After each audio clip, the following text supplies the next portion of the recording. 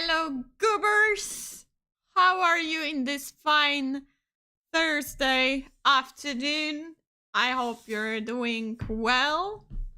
Because today, sure, Benio, go grab yourself some food. We'll be sitting there. I'll be the one talking, so you can have your mouth full. It's fine. I just made myself some tea as well. I got like so disorganized. Literally moments before I started setting everything up, I just realized, oh my god, it's like I have 10 minutes to set everything up. I was like, oh no, oh no. Oh wait, I can turn on some music, background music for you. Oh yeah, I almost forgot about that. Yeah, so I was like, I finished work and I was like, I'm going to watch some anime before the stream, you know? And I got so invested that I didn't realize I'm about to stream in a few minutes. And I was like, oh no, I got to get my shit together because we're streaming today. Holy crap. But I managed to, I think right now, caught up with everything from this spring season. I know today we're going to talk about the best of the worst, actually the worst of, just the worst anime awards, which is Crunchyroll Anime Awards. I'm not the biggest fan of them, to be honest. The fact they don't really go in depth with when it comes to choosing anime is quite upsetting. But then again, this year it had like quite a lot of very strong positions. So I don't think it's as easy to vote this year as it was in previous years. But at the same time, it's also quite upsetting that most of the categories are dominated by 3 to 4 same anime over and over again. But it is what it is, I guess, you know? It just shows that quality is better than quantity, right? But it's fine. I'm going to tell you why my choices are the best and you are wrong, so you will know how to vote in those last 5 days. But before we come to that, we can talk a little bit maybe, because I feel like I do not have a chance that much to talk. When I'm playing games, I don't have that much of a chance to talk about anime. So maybe let's talk a little bit about the seasonal anime. How are you feeling right now? And are you happy with this spring anime season, or is it maybe disappointing up till this point? I think, surprisingly, most of anime have already come out. Too late for that. It's never too late. It's never too late. Personally, I have very mixed feelings. There are certain series that I thought I will drop, but there are some elements in those anime that makes me want to stay with them.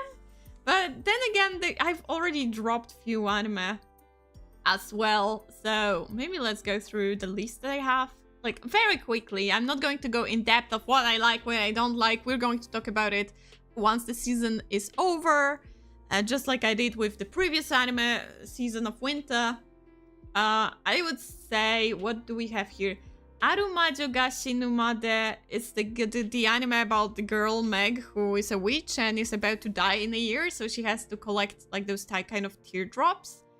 And it's like, it's a weird thing because I have very positive vibes out of this anime. I really like the protagonist. I think she is quite likable, but at the same time, the quality of the anime is not like anywhere good. I feel like if the quality of the art style was better, I would get much more into that.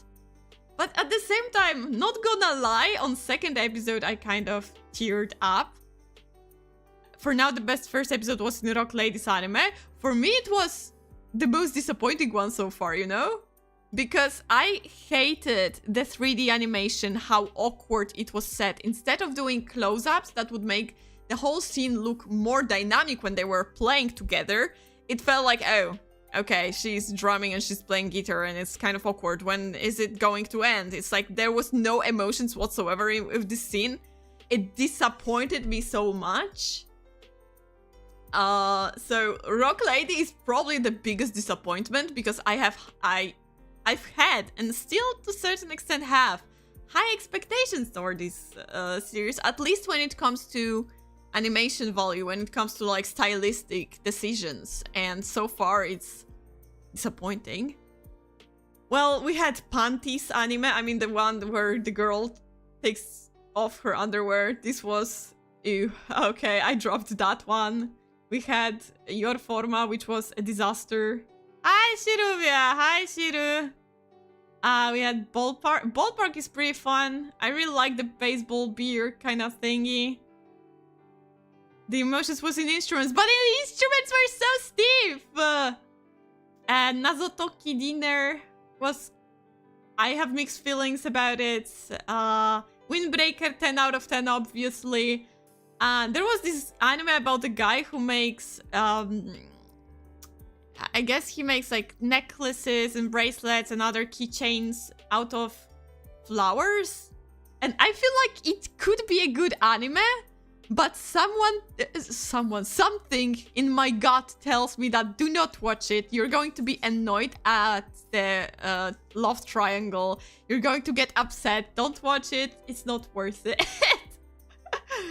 And surely anime is very cute, very good vibes. Oh, I think the best one that I've seen so far was Kowloon Generic Romance. It was like, this one must be my favorite so far.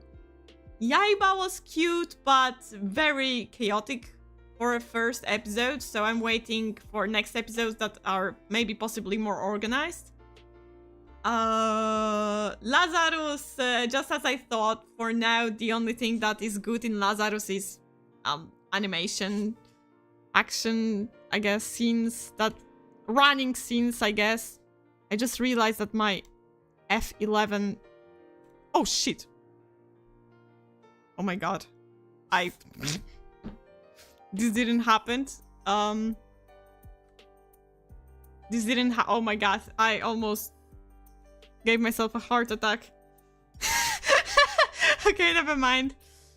Watched clips from it and the girl was so hot. She's hot. And like the anime itself is, it's so, I don't know, there's the vibe is just right. Make any videos from my streams, pretty easy to make and have better chance to blow up than VOD. I was thinking about it, Shiru, but I'd rather make shorts out of my streams, and for videos I do entirely different kind of content. It's just, it would be way too much work for me to go through the entire stream and edit it for myself. Hi, Sabachtani Lama! Hello, Nox! Welcome, welcome. We have not yet started. That's why I decided to start off with talking about the anime of this season, because I knew some people will come around before I start voting. That's why I decided to talk a little bit about the anime of this season. What else was there? Yeah, okay, so Lazarus for now. Witch Watch was extremely cute. It's not anything epic, but it gives me good feeling. Hero Academia Vigilante, actually entertaining. Hey, Shipsin, hi! Actually entertaining, genuinely entertaining. I remember how much fun I had reading the manga of Vigilantes. And I'm glad Vigilantes exist, because it kind of makes me feel that all the ideas I had for my OCs weren't that wasted, because one of my OC was actually specifically for Vigilantes, so hey, at least that's good. Oh, I watched the anime about the siblings that in the end are adopted and not siblings at all. I was kind of positively surprised, but I feel like I'm going to drop it if the pink-haired girl will start pissing me off. And I watched Gundam just right before I started the stream today. And it's kind of dope. Not gonna lie, low-key hype. Hi, Foyren! Hi. Okay, so that's my thoughts for now. I think in this season, it's like the anime that I gave a chance that I didn't think much about are better than those that I thought I'm going to enjoy the most. Surprisingly. Had some family issues. Oh, well, you don't have to explain yourself, Nox. We all have our private lives. It's fine. And you are not, like, I'm not demanding anyone to come to my every single stream, so it's fine. It's cool. Yeah, so it's really good. So far, I would say my favorite ones are Anne Shirley, Kowloon,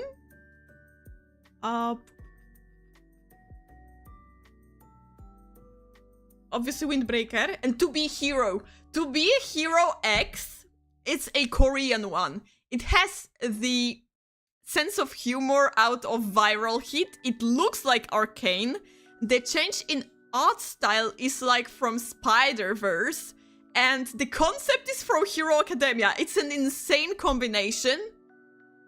But I enjoyed the first episode. Got to go, it's fine, Nox.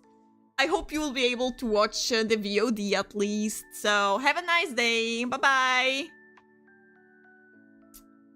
Good that you weren't here. Nox last streams were pretty drastic. That's not true. Don't tell him that. That was not true at all. Okay. And also, before we start voting, once again, if you didn't see, you can go check out my YouTube posts. I have shared with you this Google document. That's like Google's Excel file. If you want to play with me a game of how much points can I get by voting on the best choices, obviously, because my choices are the best choices, and like how many points can I get, how much can I predict. I did it last year. It was kind of fun. To Be a Hero is the one with crazy animation trailer. Yeah, the one that changes from 3D to 2D, and even when it changes to 2D, it's with all kinds of different art styles. That's the one. So if you want to like fill in the file along me just talking about those votes and voting, you can do that. And then on 25th of May, I believe there will be the ceremony of like giving awards. And I thought like making a stream, watch along stream where I'll be just like sitting and watch. Obviously I cannot restream, but like I can send the link and we can watch stream together, kind of. Where's it again? In community posts, yeah. When you go to my account, there are like this label of like, you have shorts, videos, live streams, and then you have posts at the very end of the line, I think. So you have it, you just click files and create a copy, and then you have in your own files a copy of this so you can fill it in. And it's all written down there. I hope it was clear enough.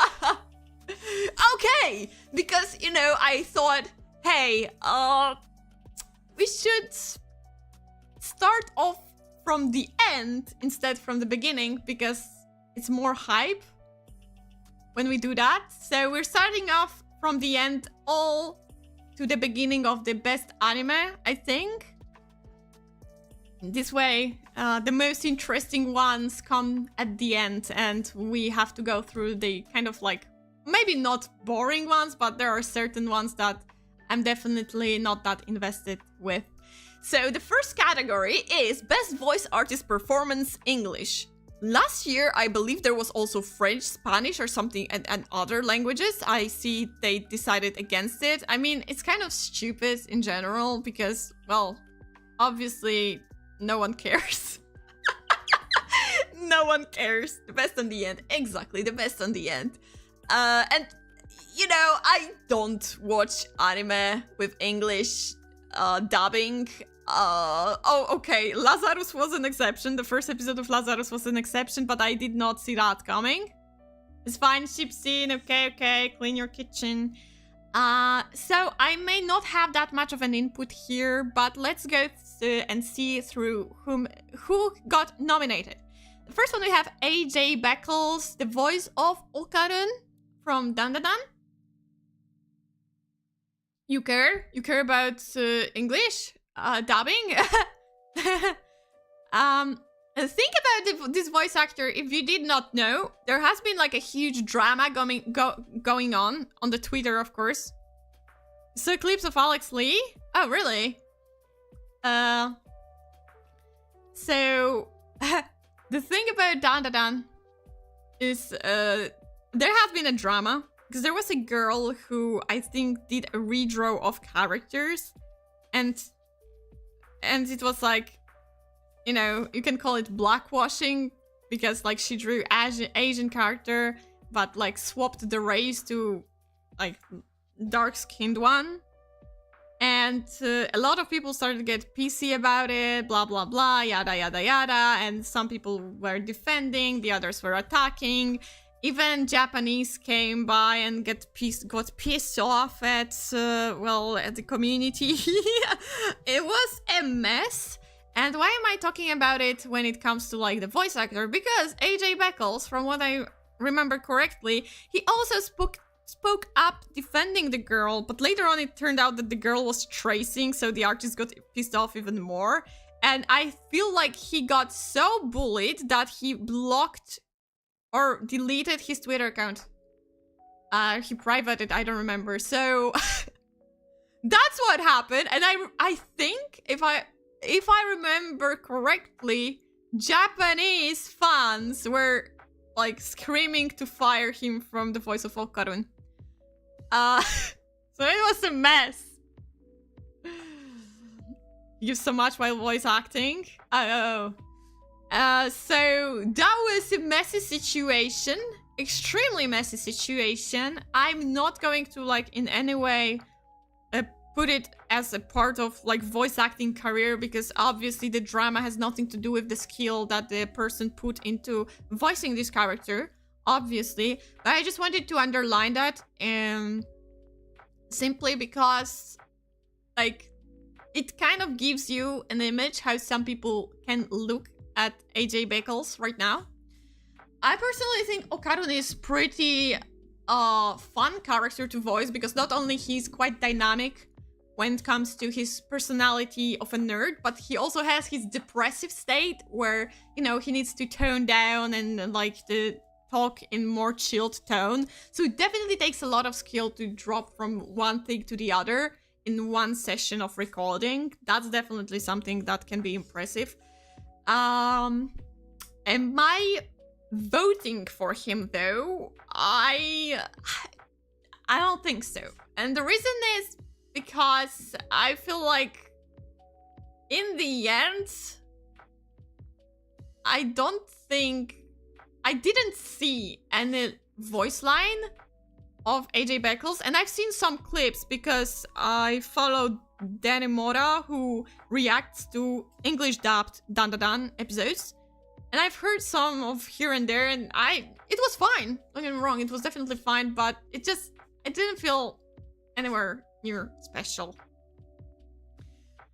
And that's why I'm not voting for him, but I'm guessing that he could be the winner. This is where my guess goes. My guess goes for AJ Beckles, despite all the drama. I think Okarun, especially, I think that the community really liked how they translated his lines to, when he talks to the girls, he says babe. I think because of that, many people can vote, but let's see who do we have other than him. We have Alex Lee, the voice of Sun Jin-woo, and Nah, you're not telling me. Sun Jin-woo is such a fucking boring character. There's no single line other than arise that makes him anywhere unique, you know? It's just, he's just a plain ass fucking protagonist, dude. And maybe in the first episodes he had a little bit of moments to scream, but after that they wash him out of his personality entirely. I don't know if it's because he's leveling up, and just like with level up you have something to sacrifice and it's basically his personality. I have no clue.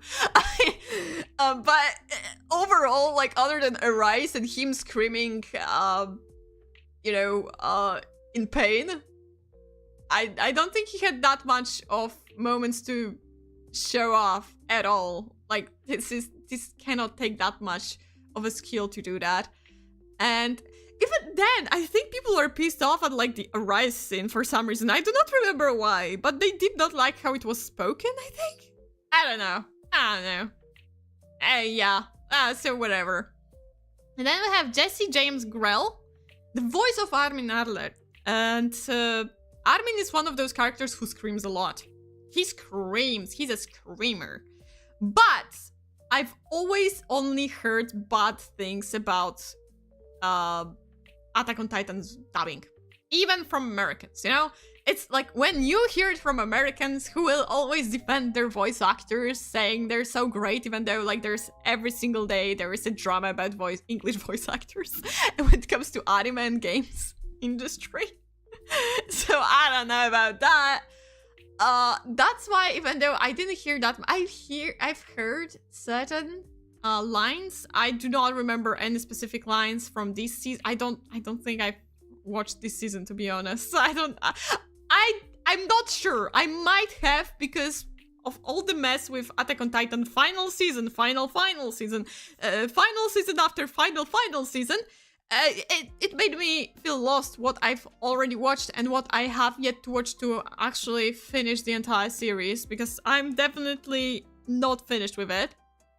But once again, I heard nothing good about the dubbing, so yeah, fuck that. Then, so let's move to the next one. Mallory Rodak. Maybe she's partially Polish, who knows? The last name? And this is the voice of Frieren, and I love Frieren, you know? I love Frieren as a character, I love Frieren as an anime. It's like 10 out of 10 series, 10 out of 10 show. I love it so much, but Frieren's voice is the most monotone voice, and it's fitting. Obviously, it's fitting, and it should be like that. It's good that it is this way. But would I give an award to someone who voiced her? Nah. It just doesn't make any sense to me, no matter what language. It's just, I don't know. It's fitting, but other than that, like, what else can I judge with? Our Rodak. Exactly. That's why I would not be voting for Frieren. Even though I feel like people are stupid and they will vote for Frieren just because it's Frieren. I'm not that stupid though. I'm not that stupid though. And then we have Sara Natoshenny. I don't know. Alia from Alia Sometimes Hides Her Feelings in Russian. And I don't make fun of me. I didn't even watch the show. I've watched like the first episode. I've seen some clips in English. Why am I voting for this one? Because she had to speak Russian. She had to speak Russian, you know? Like, it takes more skill. I don't know if she spoke it right. Looking at the last name, I can imagine that she can have some Russian roots. You wanna hear Alia in Russian? That would be actually good. I think that's in here. She actually could like show off more skills than just, you know, most people do when they get a role of a character in anime. That's why I think here, even though I, once again, don't take my my vote here too seriously, because I did not watch the entire series. I did not, in English, obviously, because like some of them I have watched actually. But I feel like here, it's like, she had to put a little bit more of work. She had to speak both languages. It just shows more dedication. Because the last one is Song Won-sho, and it's Senshi. And I love Senshi. Senshi is great. But I do not remember Senshi having any specific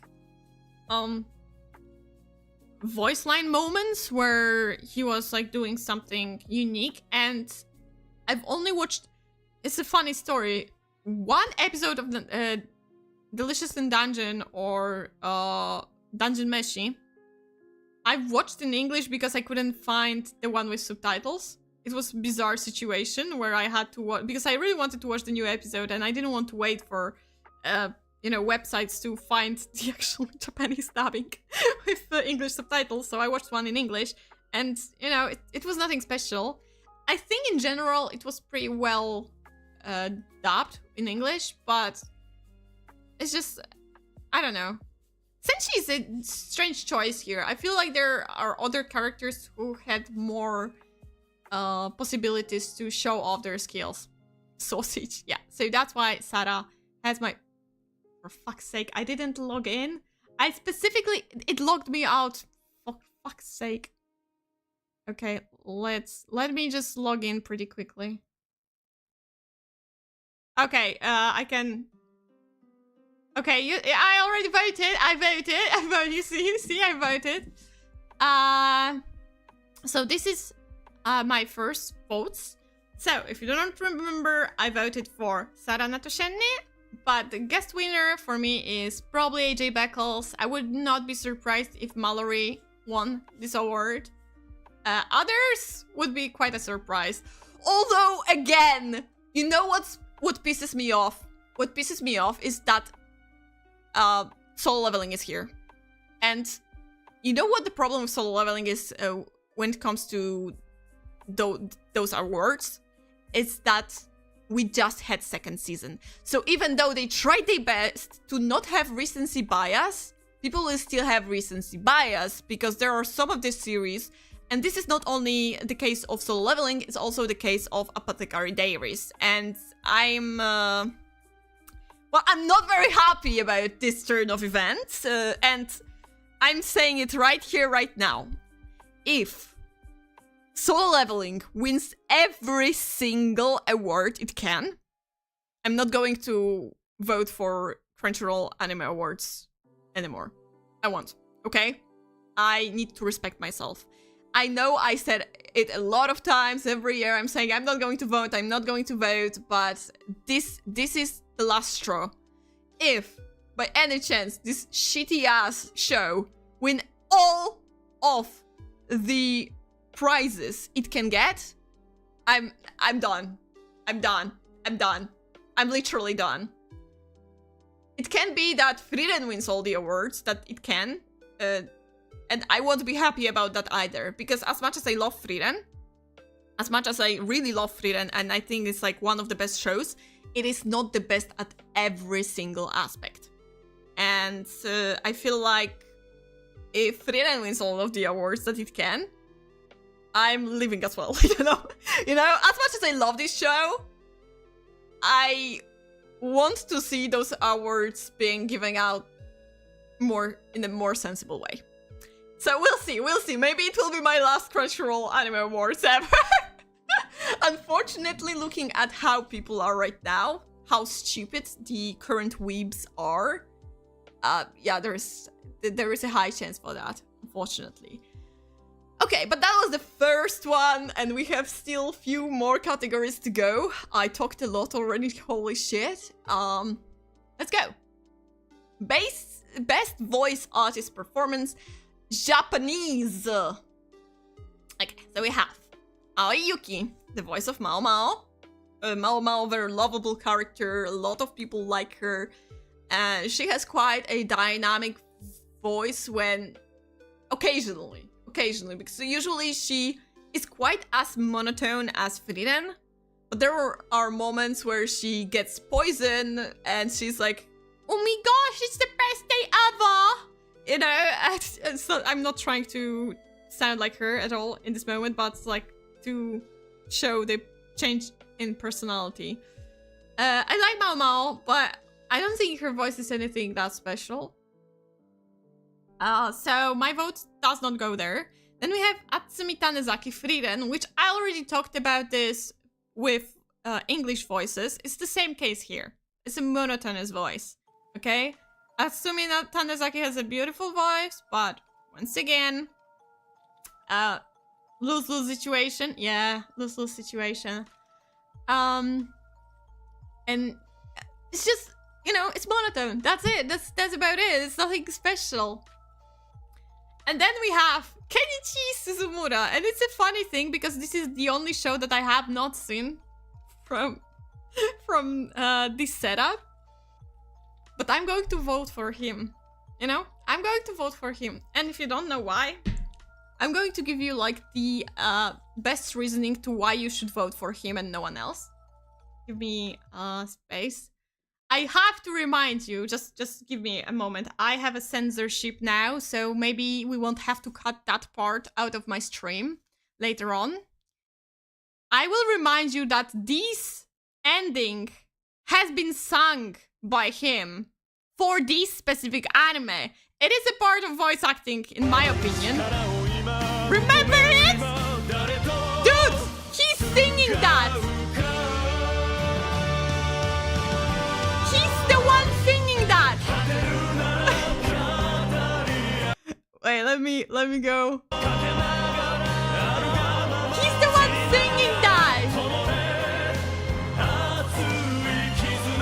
Dude.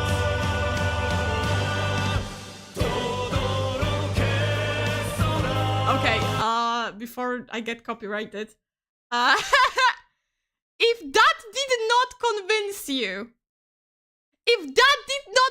I don't know what. Like, what? You want to vote for monotone voice V2? Okay, Momo is not a monotone voice, but she yells all the time. She's pretty constant with her voice. It's a very good voice, but she didn't sing an ending. Come on. I believe that Kenichi deserves my vote, and I'm voting for Kenichi. He's the best. Thank you for singing this beautiful ending. But let's go through other ones. Shion Wakoyama, if you voted for her, it's a good choice. But you know what the problem is? You love the monotone voice. Yeah, but it's nothing special. Like, if I want to give someone awards for working hard on the voice acting, I need to see an examples where I can actually see they worked hard on voice acting. The problem with Shion is that she's together with Natsuki Hanae. If I had to choose one of the two from Dandadan, I would rather give it to Natsuki Hanae because, just like I said previously, Okaron has those two forms of himself when he's a nerdy, either a little bit quiet or like excited nerdy, and then he has this depressive turbo baba state, so he has all different kinds of ranges, while Momo has like two. And then we also have Sayaka Senbongi, Marshiru, the voice of Marshiru from Delicious in Dungeon Meshi. And she had a lot of moments where she could like use all different kinds of noises and voices. So if you voted for her, it's also a very good choice. Being that person for 24 episodes isn't easy. I think it is, especially for your throat. I think it is. And especially what those two voices are, like, for me, those two voices are pretty similar when it comes to toning in them. So it's like, you choose this or this, you choose the same thing. I feel like, once again, you know, the only right vote is for Kenichi Suzumura, obviously. But I'm going to give my guess to Natsuki Hanae. I think he may win. Although if Sayaka Senbongi wins, I will not be surprised. I will be disappointed if any of these two win. I know Kenichi has no chance, okay? Just let me give him a vote because I love him so much. Especially for this ending. Okay. Another one chosen. Now we have best ending sequence.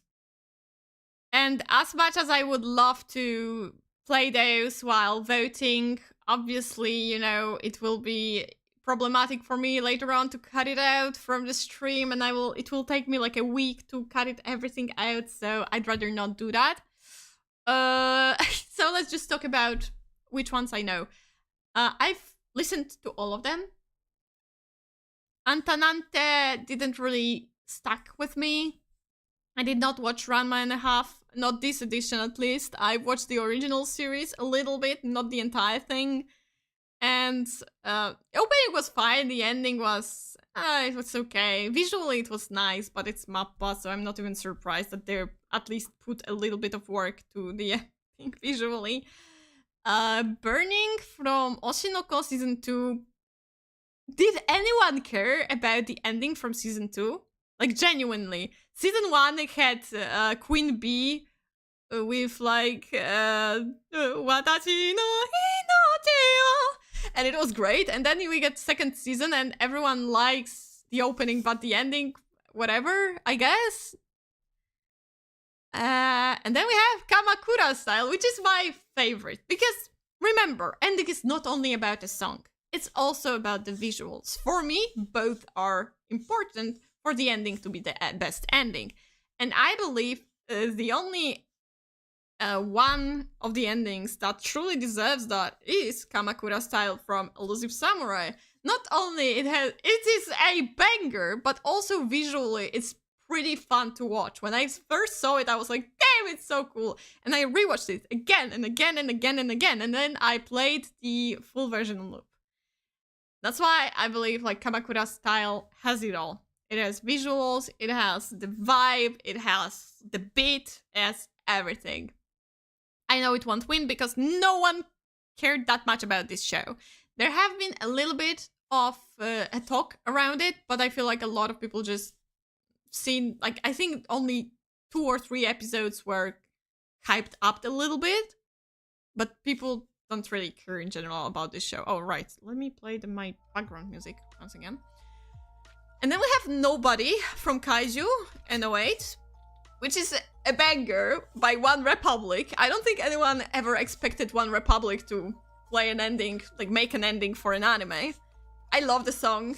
It's very positive vibes. It reminds me a lot of Katekyo Hitman Reborn endings, where it's like chill, cutesy vibe of a song connected with kind of like a sequence of pictures, what characters do in their free time. It is always cute. I love this concept, and I know it was a huge meme. I know it was a huge meme in the community. That's why I think it's going to win.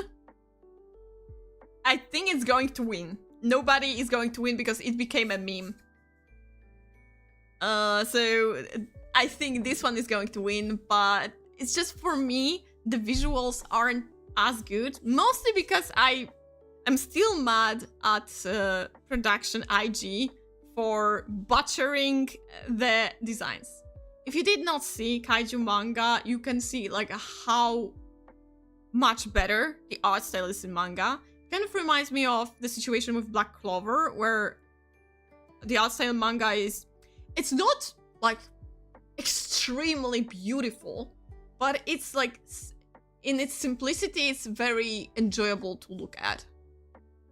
And yeah, they butchered it in anime. Oshinoko ending gave you a dramatic moment after the show, so you think it isn't that bad? Okay. I did not watch the second season, so I don't know how much of a vibe it gave you after you finished watching an episode. That I can say for sure. But it's just, when I listen to it, when I listened to the first ending of Oshinoko, I was like, damn, that hits hard. I can feel the chills. And the second one, it didn't give me the same vibe. Hello, Mermaid! Then we have Request from Soul Leveling. I don't remember how it sounds right now. Like, I listened to it like 2 days ago. I don't remember. I don't. But it's, once again, it's Soul Leveling. It was altogether shitty. I don't think... Wait, is there any category in which I would choose Soul Leveling? Probably not. Is it going to win categories? Unfortunately, probably yes. I hope not this one, though. So, obviously, that's not even a choice here. And then we have Ending of Dandadan. We all love the opening, right? Creepy Nuts, Dandaran, Dandaran, Dandaran, Dandaran, Dandaran. Here we have Zutomayo. I have to admit, I'm not the biggest fan of Zutomayo. It's just, it's not my style of music, you know? It's kind of, it's okay, but I never really cared that much about Zutomayo's work in general. I think the one that I like the most is from Chainsaw Man ending. That was ending, yeah. I like how they used those kind of side story of Turbo Granny as a cat figure who has her own adventures as like a theme for the ending. It was very cute. I like that they used a little bit of the content from the manga that would never be animated. But other than that, like, it looks visually fine. The song is fine, but it doesn't, I don't know. I don't vibe with it that much. I feel like Kamakura style is the best. Nobody is probably going to win. Season 2 was like 3 times better overall. Who cares about solo leveling, especially season... and that's why I'm so pissed off. That's why I'm so pissed off. Because, like, second season has already come out before those votes. And people are stupid, so they will think of this as second season as well. Even though it's only for the first season. No one will care about that. No one will disattach one from the other. Because people are stupid. They give this anime 10 out of 10. That's how stupid they are. I'm sorry. I'm just... I'm goddamn awful. I know. I'm dissing soul leveling every single moment I can. But this is how pissed off you can get me when you tell me, this is such a good story. And I watched the first season and I'm pissed off because I don't see this good story. And then they tell me, oh, second season will be better. No, I already wasted my time on the first season. You think I'm going to go for the second season? Even if it's better? No, I don't give a fuck. I don't give a single shit. I don't want to see this fucker Sanjin Woo anywhere near me. Okay? Okay, get it. Great, fantastic. Okay. I'm sorry. The emotions always so negative when it comes to solo leveling. We need to go through this together. You like Zutomaya, but her songs are similar to each other. I mean, this is the case for a lot of musicians. A lot of artists, singers, etc. But I agree. They're, yeah. And the similarity in the beat. Yeah. Okay. Okay, now we're going to best opening sequence, which is hard. It's hard. I mean, it has to be hard when you have two creepy nuts right under each other. Like, oh, goddamn. But okay, step by step. We have Abyss, which is, can somebody save my life? I love the song. But the visuals are shit. You cannot defend the visuals when it comes to Abyss opening from Kaiju and 08. You cannot. It's 3D, it's ugly as 3D.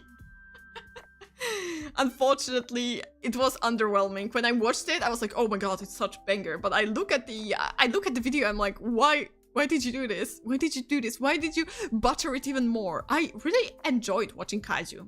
I was surprised because I was very mad at the artistic choices. But overall, the show itself was so pleasant to watch that I couldn't be fully mad at the show.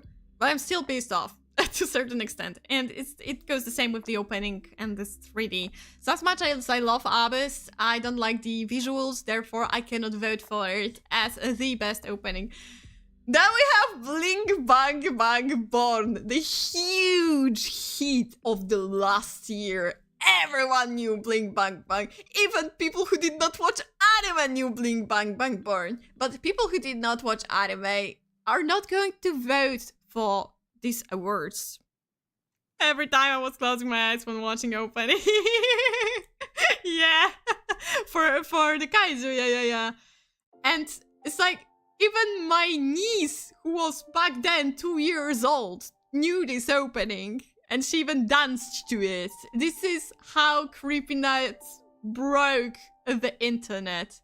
It's incredible, it's amazing, it's wonderful. Visuals also were very fun. And it is a fantastic opening overall.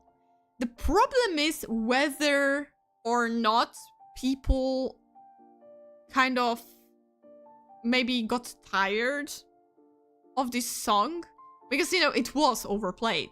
No matter how good it was overplayed. I still believe that people are fond of this song, and they had a break in between with Otonoke, which we'll be talking about a little bit later on. That's why I think they will still vote for it. And this is my guess who's going to win. I'm not gonna be surprised if it's not going to win, though. I'm not gonna be surprised. But I have a feeling it will still win.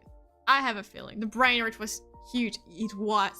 And then we have Fatal from Gem. And I have a lot of bias because Tatsuya Kitani is in the way here. And I love Tatsuya Kitani. He's wonderful. He's one of my favorite artists right now when it comes to Japanese singers. And I'm going to admit something that I have not done before. I did not like this opening at first, but then it grew on me. It really grew on me. And visually, it's beautiful. I really like how it's animated. It's a very strong contestant. But something tells me that it may not win because it's going against 2 Creepy Nuts songs. You know what I mean? You know what I mean? It doesn't have recency bias as well, so it may be a little bit harder for people to vote for that. I'm not voting for it. Unfortunately, as much as I really like the song, I don't give a shit about Oshinoko anymore. But I really like this opening in the end. I still think I like, out of all the songs from Oshinoko, I think I like the first ending more. Because it gives me more emotions, but this one was fun to listen to. Okay, and now back again to Soul Leveling. Okay, let's get over with it. It's not the worst ending. Sawa no Hiroyuki, though, is very repetitive with the beat. Even this season we have something from... Yeah, To Be Hero X has Sawa no Hiroyuki song, so already have another one. Tomorrow X Together is fine as a band. I have nothing against them. It's just... It felt like another Sawa no Hiroyuki. It didn't feel in any way special. I couldn't get into it as much as I wanted to, because I don't think the song itself is bad. I think it was pretty decent. It's just like I couldn't get into it. Maybe it's because I'm very negatively... well, I'm looking at Soul Leveling in general very negatively because I got pissed off that in first episodes I could see how the story could go in so many different directions that would be much more interesting than what we got in the end. So, yeah, no, I think like as much as Soul Leveling freaks are strong, their army is strong, especially in Crunchyroll, I don't know if, like, even they would be voting for it when they have, once again, 2 Creepy Nuts songs in the list! You're the opposite. The first was good for you, then it got bored after 2 weeks. Oh, interesting. Interesting. And then we have Otonoke, so another one from Creepy Nuts. And this one may win because of the recency bias. For me, I think Bling Bam Bam Born was more fun to listen. Otonoke is more fun to sing. I don't know if you care about that, but for me, it's like, it was much more fun, especially the second part of the song is definitely much more interesting. I feel like Bling Bang Bang was more stable when it comes to like the rhythm of it. Dan Da Dan did a little bit of changes here and there. Bling was better. I think Bling is better. Bling is better. Otonoke is more interesting, though. But then we go to the last one. Am I insulting your boy Sawano? I'm saying Sawano always sounds the same. And if you're telling me he does not, you're coping very hard. Hi, Anoshiki. And this is my choice. Us. And who the hell is Sawano? And I know you're going to say, oh, of course you chose One Piece. Listen! Listen! Listen. I know a lot of people will tell me that the song itself is not the best. And I understand. But you need to also understand that for me, Hiroshi Kitadani's voice is one of filled with nostalgia. And because he was the one who sang the first opening, We Are, then he sang We Go after the time skip, which was like a huge thing for anime fans of One Piece. It's just, and then he comes back to Egghead Island with us. And it's just, you know, right now I'm speaking solely on the song itself. I love it. I genuinely love it. I know that people will tell me it's nothing special. I agree. Song-wise, Bling Bang Bang and Otonoke are better. Even Fatal is better. But visually, on this list, there's nothing that, in my opinion, looks visually better than One Piece's opening as. You want to say anything then? Heard him in Shingeki no Kyojin, and Shingeki no Kyojin is like a banger, but when it comes to openings from Hiroyuki Sawano, they're repetitive. I like his soundtracks more than his songs, you know? That's why I voted for Us. I think Bling Bang Bang is going to win, but I voted for Us mostly because of the visuals. I love the song as well, but I understand if people say, oh, the song isn't all that great. For me, it's very touching. Like, you know, it's an experience that only One Piece fans have when they listen to it, when they look at the visuals. They, like, you literally have a retrospective of over 1,000 episodes that you've watched. You know, and it's magical. It's magical when that happens. You cannot describe the feeling. What do you think, guys? What's more important, music versus visuals? When it comes to opening, both are important. Both are important. Openings and endings.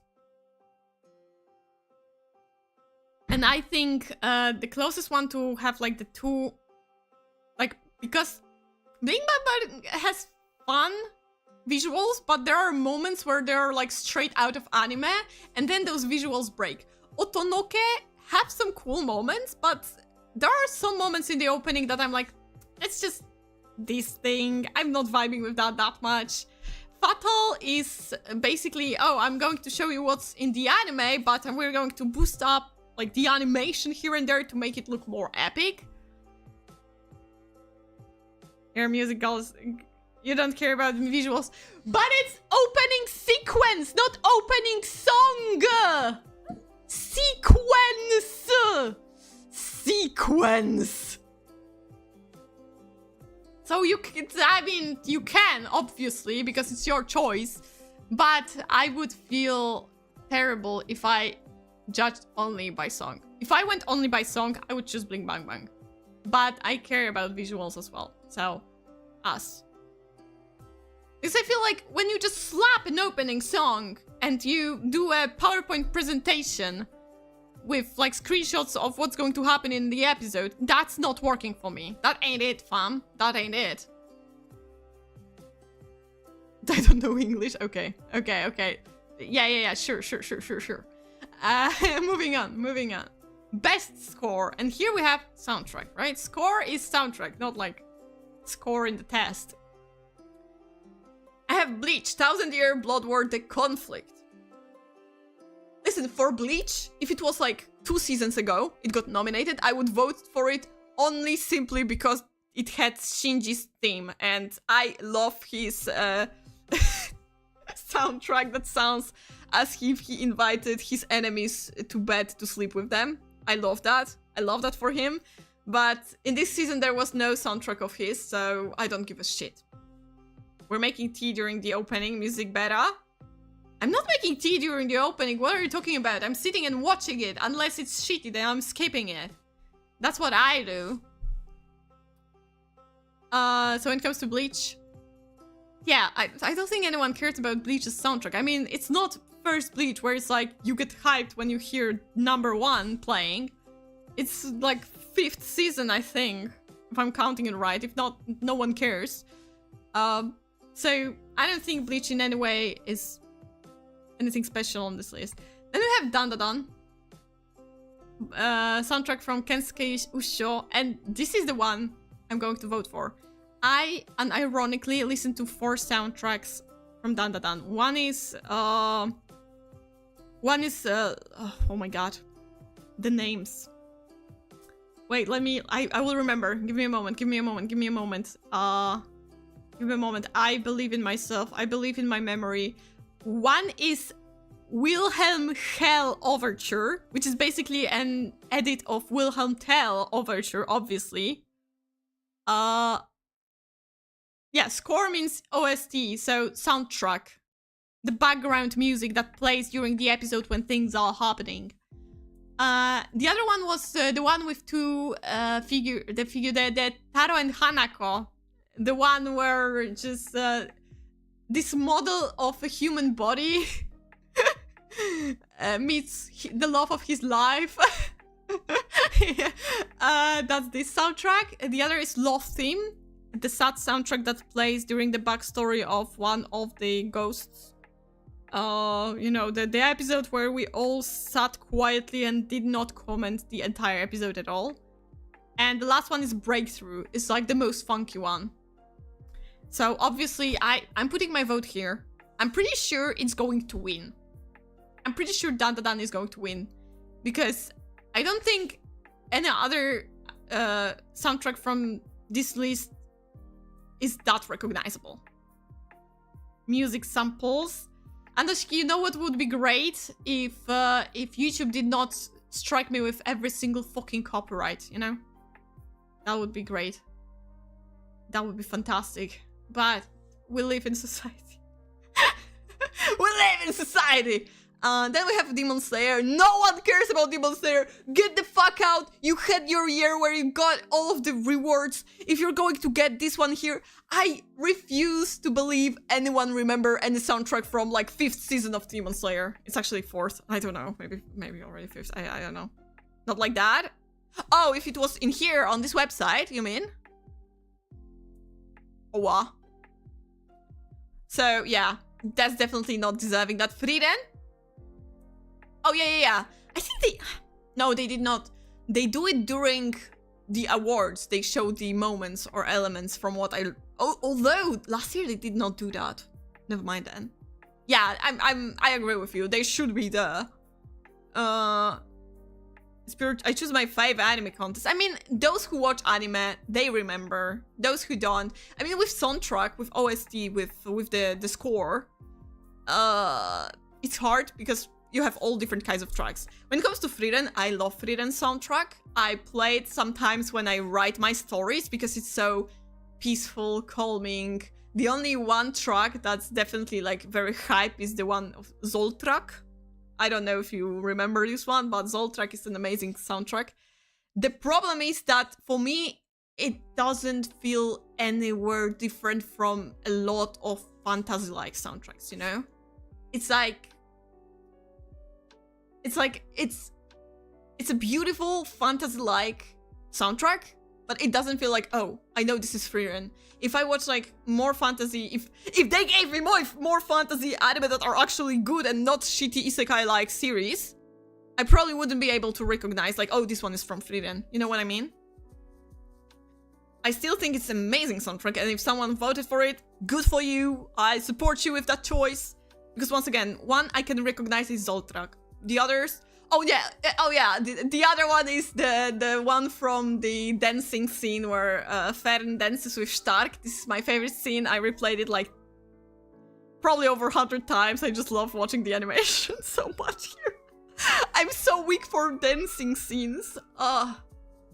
Even though I hate dancing personally. Hi, Porchin! So most isekais have awesome OSTs? No, they don't. I'm saying if we had more fantasy anime and they had like soundtracks, they'd probably be very similar to Frieren. Why do I hate isekai? Because they're shitty. Because isekai is actually a good concept, but no one apparently can do it right. That's why I'm so pissed off at this. Because I'm not saying it's a bad thing. Isekais are not bad thing. It's just the way Japanese create stories around isekai trope is shitty. It's the main theme. I don't remember their names all. Main theme. I don't even remember the main theme of Frieren. One I remember is Zoltrak. And then we have Look Back. And I have to say, I watched Look Back at home, at my family's home. So at my parents'.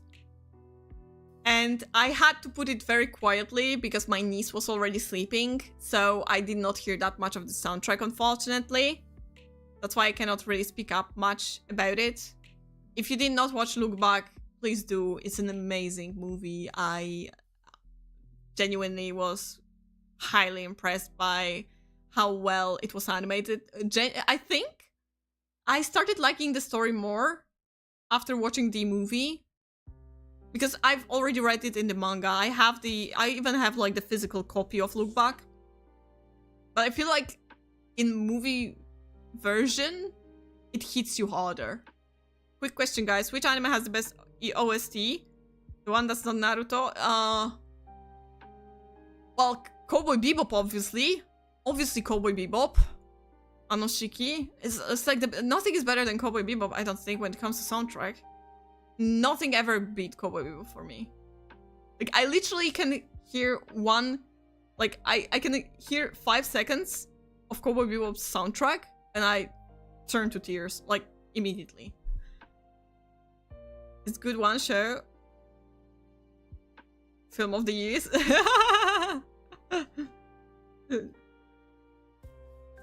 And then Solo Leveling. Wait. Why is...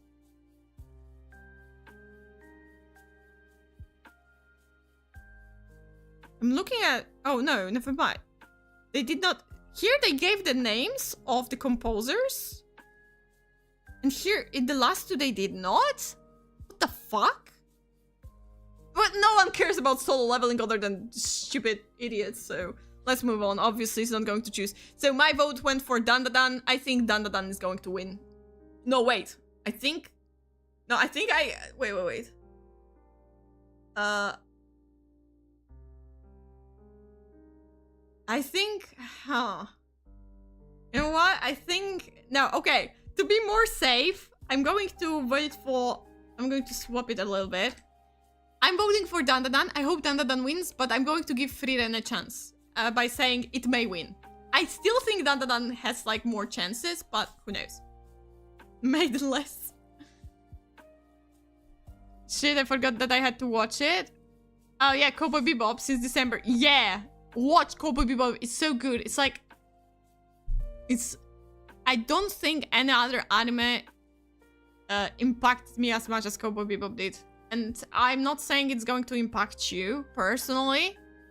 But it's something special. It's a special experience. Cowboy Bebop is just like a special experience. Guys from Solo Leveling play Souls games. Well, let them vote for Dark Souls soundtrack then, or Elden Ring, not for Solo Leveling soundtrack. Let's move forward. Because we're 5 out of 24, and we're already an hour in. Best anime song. Focusing on the song. Thy song. So we have Abyss. Can someone please save my life? And then it's bling bam bam bring bam bam bring bam bam born. Shit, I don't remember. I don't remember the lines. Fuck! I wanted to sing it as well, but I'm like, I don't remember the lyrics. This is enough. This one I only remember this moment of and it annoyed me to no end. And of course we have dan dan dan dan dan dan dan dan dan dan. And here is Yoasobi. Isn't that opening and ending in one category? It could be, but as you can see, all of them are openings, because openings are almost always better than endings. Voted for Dandadan, expect Blink Bang Bang to win. It's a hard one. It's a hard one. We already talked about the song, so I'm not going to sit there for too long. I think because, you know, I said I really wanted to vote for Fatal. I'm going to vote for Fatal here. Even though I know it has no chance, I think Blink Bang Bang is going to win here. I think it's Blink Bang Bang is going to win here. Yeah. Because, you know, the problem I have is that I cannot choose between those two. I simply cannot choose. It's just, in a way, I know Blink Bang Bang is a little bit better, but at the same time, I feel like I cannot choose. That's why I have to go for the third option. I don't really like Yoasobi's The Brave. I like the second opening much more, but the best song from Frieren is actually ending, in my personal opinion. In this case, it's the ending. Yeah, I'm surprised that there is the Abyss by Youngblood and not the ending. I would say the ending was more popular, so why did they put opening in here from Kaizu? It's a strange decision. Or whatever. It's weird that Kusuriya didn't get... Or, it's like, why is there no Windbreaker? Why is there no Windbreaker? Like, I was upset about that. I think Natori's opening from Windbreaker, Zeta Reido, was one of the most popular from the last year. This shit shouldn't be here. In this place, or even this place, there should be Zeta Reido. Opening was simply better. Yeah, it was. Here we go. For fuck's sake, my boys. Give my boys a chance to win! Okay, whatever. I already voted. I think Fatal... I'm voting for Fataru. For my boy Tatsuya Kitani. I love him dearly. He's my musical crush. You mentioned that YouTube is pain in the ass when it comes to copyright music. What about these videos that compare songs or top lists? They do the censorship, and from what I've seen, top lists, they do like 15 seconds, so it's fine, but sometimes they get copyrighted, or they are still copyrighted, but only in Japan. It can be like that as well. And when it comes to visuals, well, I created a censorship, as you can see right now, the clovers. I already used it today. Previously, you unfortunately missed that one out.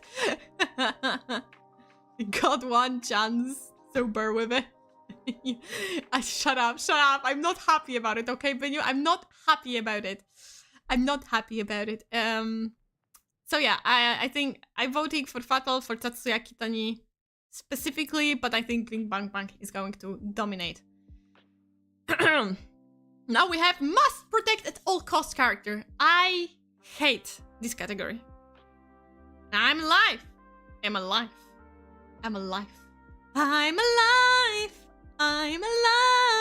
That was a good ending from Kuroshitsuji. Shit. What a comeback. And we have Anya Forger. Once again on the list. I think she has already won in previous years. And it's a good choice because Anya definitely needs to be protected. She must be protected because without protection, she would probably have been dead after the first episode, to be fair. Popularity category, yeah. And then we have Frieren, which is fucking stupid. You think Frieren needs protection? Bitch, she can protect herself. She can protect herself just fine. Dude, like, what are you talking about? Why is she here? You know who should be here instead of her? Stark. Stark needs to be protected. He cannot protect himself. Like, he just cannot. I don't know what Frieren is doing here, but there should be Stark in her spot. And then we have Okarun. Those Okarun must be protected. Must protect at all costs. Kinda. I can see that. He's a cutesy boy who is very messy with his feelings, and he really needs to socialize a little bit more to understand that people genuinely want to be friends with him. So I understand if someone voted Okarun here. Then we have Senshi. And this is, she's facing mimics. She must be protected. She will survive. For so many years, she traveled along and got stuck within mimics. She can do it. She can do it. Stark is a tank. He is a protection that needs healing from time to time. No. Stark needs to be protected from Frieren and Fern specifically. He needs to be protected from Fern. He's bullied constantly. He's constantly bullied. What do you mean he does not need protection? Of course he's a protector. He is a strong boy, but he has no confidence whatsoever. That's why he must be protected. But I don't have this choice, so I cannot choose him. When it comes to Senshi, it's like, I don't think anyone would think about must protect him at all cost.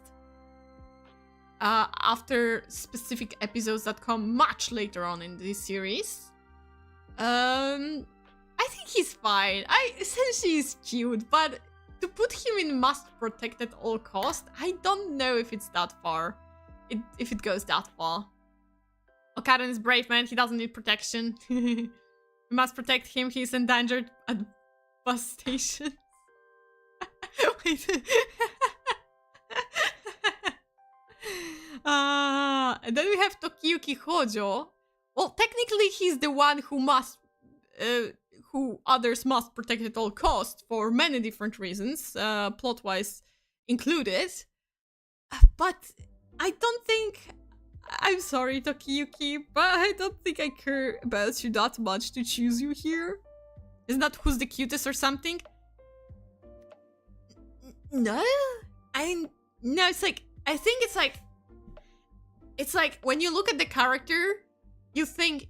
The first thought that comes to your mind is like, I don't want anything bad happening to you, my precious soul, you know? And when you look at Firen, I'm like, oh, you're going to so slay everyone. You know? I don't have this feeling, like... Kinda. Yuki needs protection.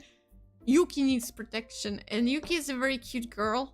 She needs to be protected, obviously, because, well, she cannot hear. So, because of that, she needs to be protected even more.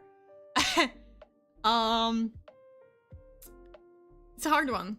It's a very hard one. I think I'm going to protect Yuki, but I have a feeling Anya will win again because it's Anya. It is. Oh, you didn't watch the show? Wait, because I didn't. Oh shit, not here. It's pretty slow paced. I'm going to warn you immediately. It's pretty slow paced, but it's extremely cute. It's extremely cute. So I'm voting for Yuki. Characters who are just too pure for this world? Kind of, yeah. Sign of Affection is this kind of romance where even though they struggle sometimes... First good thing is that they're in college. So it's not like teenagers in high school doing stupid shit. There are still some people in denial or not being able to voice their emotions properly, and it's not a joke about her not being able to talk normally because she cannot hear, and not at all. She has like sign language after all. It's just that it feels more mature when it comes to the issues that they have and how they solve those issues is like good as well. So I feel like it is a little bit of a slow pace. It's definitely... I definitely enjoyed reading manga more than watching anime. I don't have that much of... I feel frustrated when things are taking too long, you know? When I read manga, I speed up my process because I read pretty fast. That's why for me it was hard to watch this anime, but in general, I think it's a good anime. This one is about... oh, I read that. Watched one episode from the middle of the show with... Oh, right! I forgot that that happened. I was like speedrunning watching the anime and I had like 5 series to watch in one day. I forgot about that. Okay, moving forward then. Yuki, protect. Anya probably is going to win. Best supporting character. Let's see. Heyo, Dippity-doo. Oh, hello. Who do we have as best supporting character? Let's see. Fern.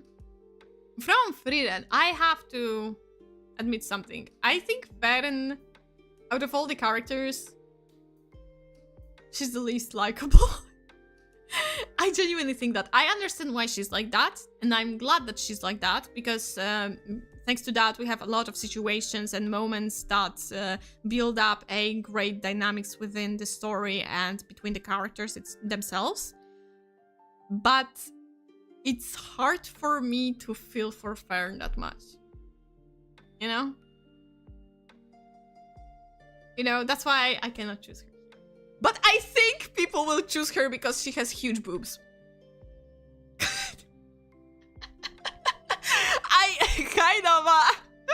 I think they're going to choose her for some reason. And then we have Himmel. And it's funny because we don't even technically, we don't follow Himmel's story that much. We get glimpses of the past that he was at, and I think he adds a lot to the story itself. And if more girls watched anime, he would have a chance to win. But remember, people who vote for Crunchyroll Anime Awards watch anime on Crunchyroll. And people who watch anime on Crunchyroll think Solo Leveling is 10 out of 10. I will never leave Solo Leveling. Not today! Not today! So, chances for him to win are extremely low. Then we have Jinshi, and Jinshi is a similar case to Himmel, although I'm going to say that I hate Jinshi. Maybe hate is a strong word, I dislike Jinshi. Jinshi is this kind of character who is supposedly to be in love with a girl who is not that attractive, but she's not like the other girls, she can read, and that's his whole reason for falling in love with her in the first place, and I don't like that. I don't like that trope at all. It feels very icky for me. I hate it. It's annoying. It's repetitive. It's boring. It's just Jinshi. I know people love him. I know girls love him. I find him annoying. So my vote is not going in there. And this is supporting character. Himmel better than Fern. Frieren is basically about him and Frieren. I like Himmel better than Fern as well. But when it comes to supporting, yeah, well, Himmel cannot support anymore.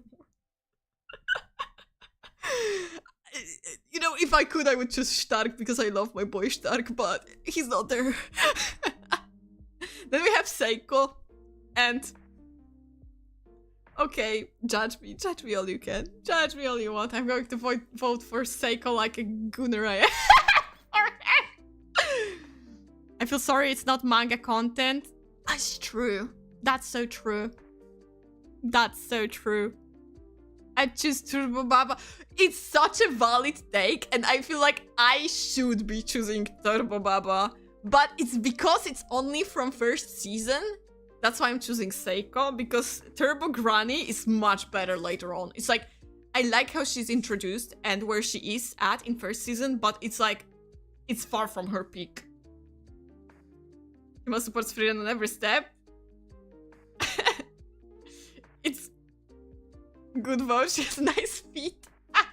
She does. And then we have Senshi. Senshi's also a very great supporting character. I really love him. He supports. He freaking cooks everything. Obviously, the best support you could ever... Actually, Anoshiki, you asked about anime about cooking. Why did you not watch Dungeon Meshi yet? I forgot about this one. Obviously. Turbo Granny elevates every arc she's in. Yes. The problem is in the first season, she didn't have her chance to shine yet. And it's so upsetting. If next year she's going to have a chance to be voted at, I'm going to vote for her. Because Seiko, the problem is that Seiko next season, she's not going to have much of a screen time. So, you know, I'm voting for her. You know, she's hot. Isn't that like fantasy cooking?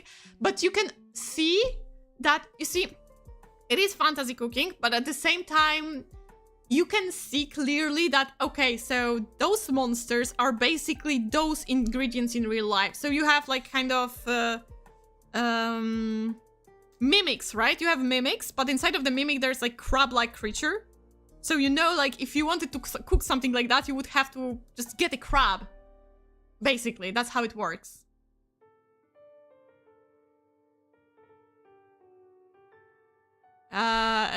So, in my opinion, if you wanted to cook something from Dungeon Meshi, you would be easily able to. So yeah, my choice is on Seiko. I think... I have a feeling that Fern is going to win. But if Seiko's going to win, goated. If Turbo Granny is going to win, that would be so goated as well. Seek for cooking anime or cooking documentary. That's a good point, actually. That's a very good point. Okay, moving on. Best main character. Oh, shit. Oh, shit. Okay, who do we have? We have Frieren. Very amazingly written character. I tear up thinking about her story, how the progress of her character is so slow but so impactful at the same time. It's just walking perfection. And I don't think anyone can outbest Frieren here, but let's check out before I pick my vote. I think she's going to win, not gonna lie, I think she's going to win, and that's where I want to put my vote for. But we have Kafka Hibuno, which he's a fun character to follow, but he's not any other main character than most of the protagonists from shonen anime. I like Kafka. I genuinely find him fun. He's not annoying, so that's already like a huge step forward for shonen anime protagonist. He's very charming as well. Look at how cute he is here in this picture. But he's not anywhere special. Then we have Momo and Okarun. And that's the problem. Because they're, like, if they were together, I think you cannot split those two apart. I don't know how. Because like, who can I vote for? The one that I like more, I guess. But it's just, for me, both of them are written equally well. So how can I choose? And then we have Mao Mao, who, she's cool, but she feels like any other character of, like, she's not like the other girls, you know? That's why I cannot vote for Mao Mao. As much as I enjoy her character, it's just another one of those, you know? Kaiju got eggheads? Do you want to win? Don't be mean. Don't remind me. And then we have fucking Sanjin-woo. And I swear to God, if he wins, Sanjin-woo wins, I'm not ever touching this contest. I don't know if you were there, Shipsin, when I was talking about that, but I'm not touching the contest anymore if Solo Leveling will win every single award it can. I'm not touching that. And the same goes if Frieren wins everything, because I feel like as much as I love Frieren, it's not the best at every single thing. For me, there's like, Frieren has no competition, genuinely. Genuinely. Fuck Sanjin-woo, like, no one can take him seriously, like, don't even try to convince me. If Momo and Okarun were as like a one set of characters, maybe they would have a chance, but because they are split, it's very hard to choose them. So Frieren it is. And Frieren is going to win. I swear to God, if it's going to be Sanjin-woo, I don't know. I don't know. I don't even know. I'm going to make a whole video of how much I hate Solo Leveling, okay? That's the bet. Remind me of that, okay? If I forget, remind me of that. Best slice of life. And, ooh, this is a little bit of a problematic for me because I didn't see half of those shows. But okay, let's try.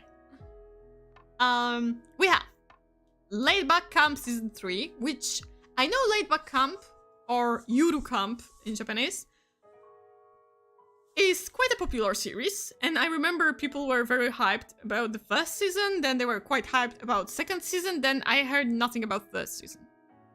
Maybe it happens after third season, like, people just, those who enjoy it still enjoy it, and the rest cannot really join on the hype train because, well, they would have to watch 2 previous seasons. So I guess it's understandable. But I did not watch it, so I cannot vote it. Maybe one day I'll watch it. It's just like cute girls doing cute stuff. Not something that I watch too often. Occasionally I do that, and I enjoy it. But I cannot watch too many of those series because they feel repetitive at some point. Makeine, which I kind of wanted to watch. The visuals are very pretty. I really like the designs of the girls. But, well, I still have not watched it. I won't be surprised if it's going to win. That's why I think I'm going to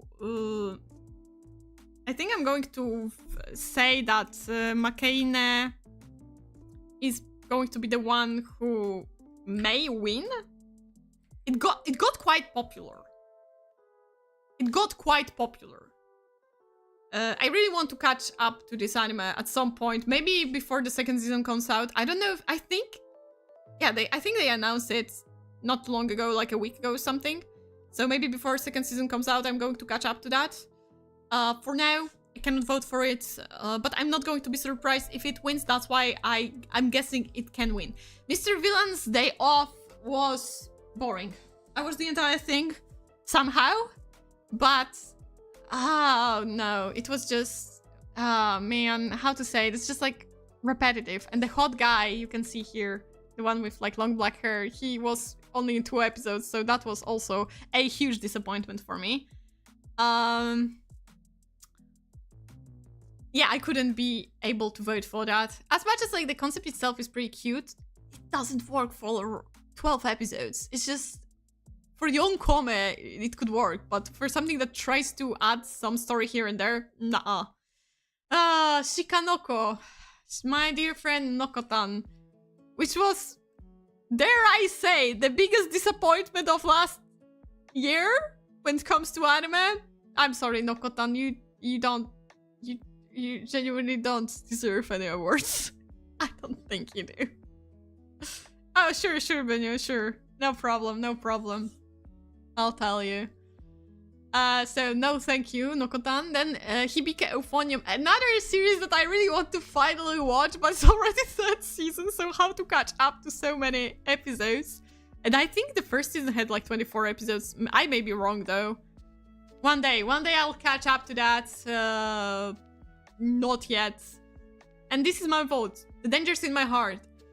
I don't know how many times I said how much this anime positively surprised me. I was on the brink of dropping this anime.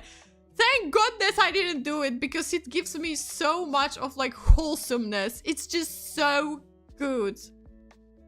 The most disappointing anime was Uzumaki. I think I didn't have much of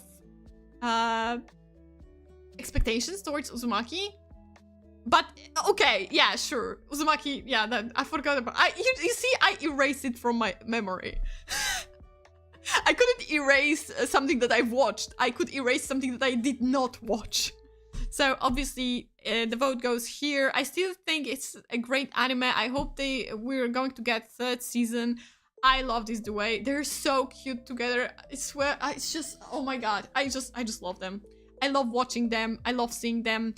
I love seeing them interact and doing funny, silly stuff. I love when sometimes other characters join as well, because I don't think any of the characters are particularly annoying, and all of them are quite unique in their own way. So yeah, Danger's in My Heart, great anime. Love it. Love it. Moving on. Where are we? 10th. Best dorama. Sign of Affection, the story about a deaf girl who only can speak in sign languages, who falls in love with a guy who is a very Mr. Worldwide, going on the trips all over the world, being like this free spirit, and how they get together. And on the side we also have other characters that kind of create love triangles, but not really, but they have feelings for certain characters, and you know, they collide, the feelings collide, and it's very pure show. It's a little bit slow, so I don't know how some people may not like it, because like the tempo is pretty slow. Dead Demons, the Destruction. I have not seen this one. I've seen it coming out. I have not seen anyone talking about this anime, so to see it here is so strange. Maybe I should check it out. Maybe I should take the one out for the team and spend my time checking out this anime.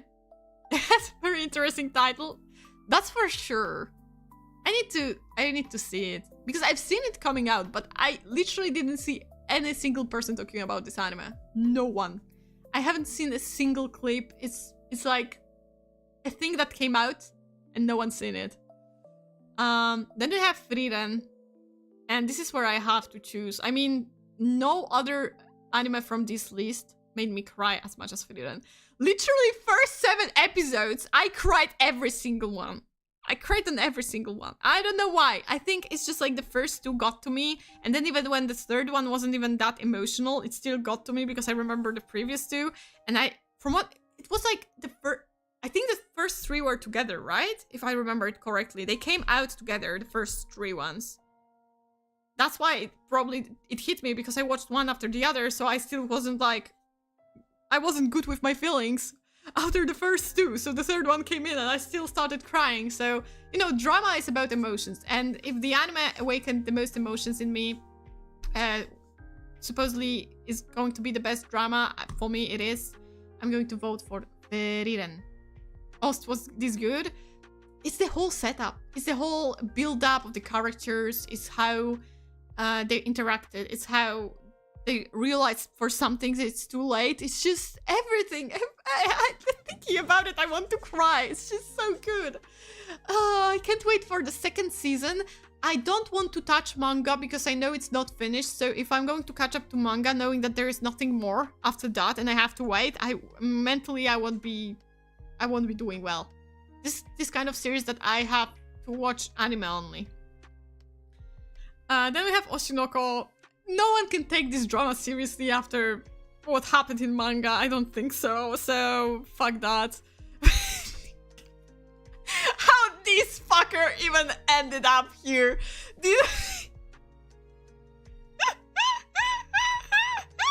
Just remembering when we watched the like 2 episodes. I just nah, Pluto, go away, go back to Disney as a dog. I see 2 sticks, it must be horns. Bruh, nah, I can't. And then we have Apothecary Diaries, which I know there are moments, because I got spoiled, of course, even though I only watched the first 7 episodes, I got spoiled. I know there are very touching moments and sad moments, and in general, when you are in the, like, court full of courtesans and everything, it's always extremely dramatic. But, I don't feel personally attached to the characters to feel for them. That's why I don't think, like, in Frieren, like, I mean, comparison to Frieren, everything feels bland. Sign of Affection is pretty good, but next to Frieren, it's like, you know, you don't even see it. Still don't know what's going on. Show who the fuck knows. Oh, my favorite genre! Here we go, my friends. Here we go.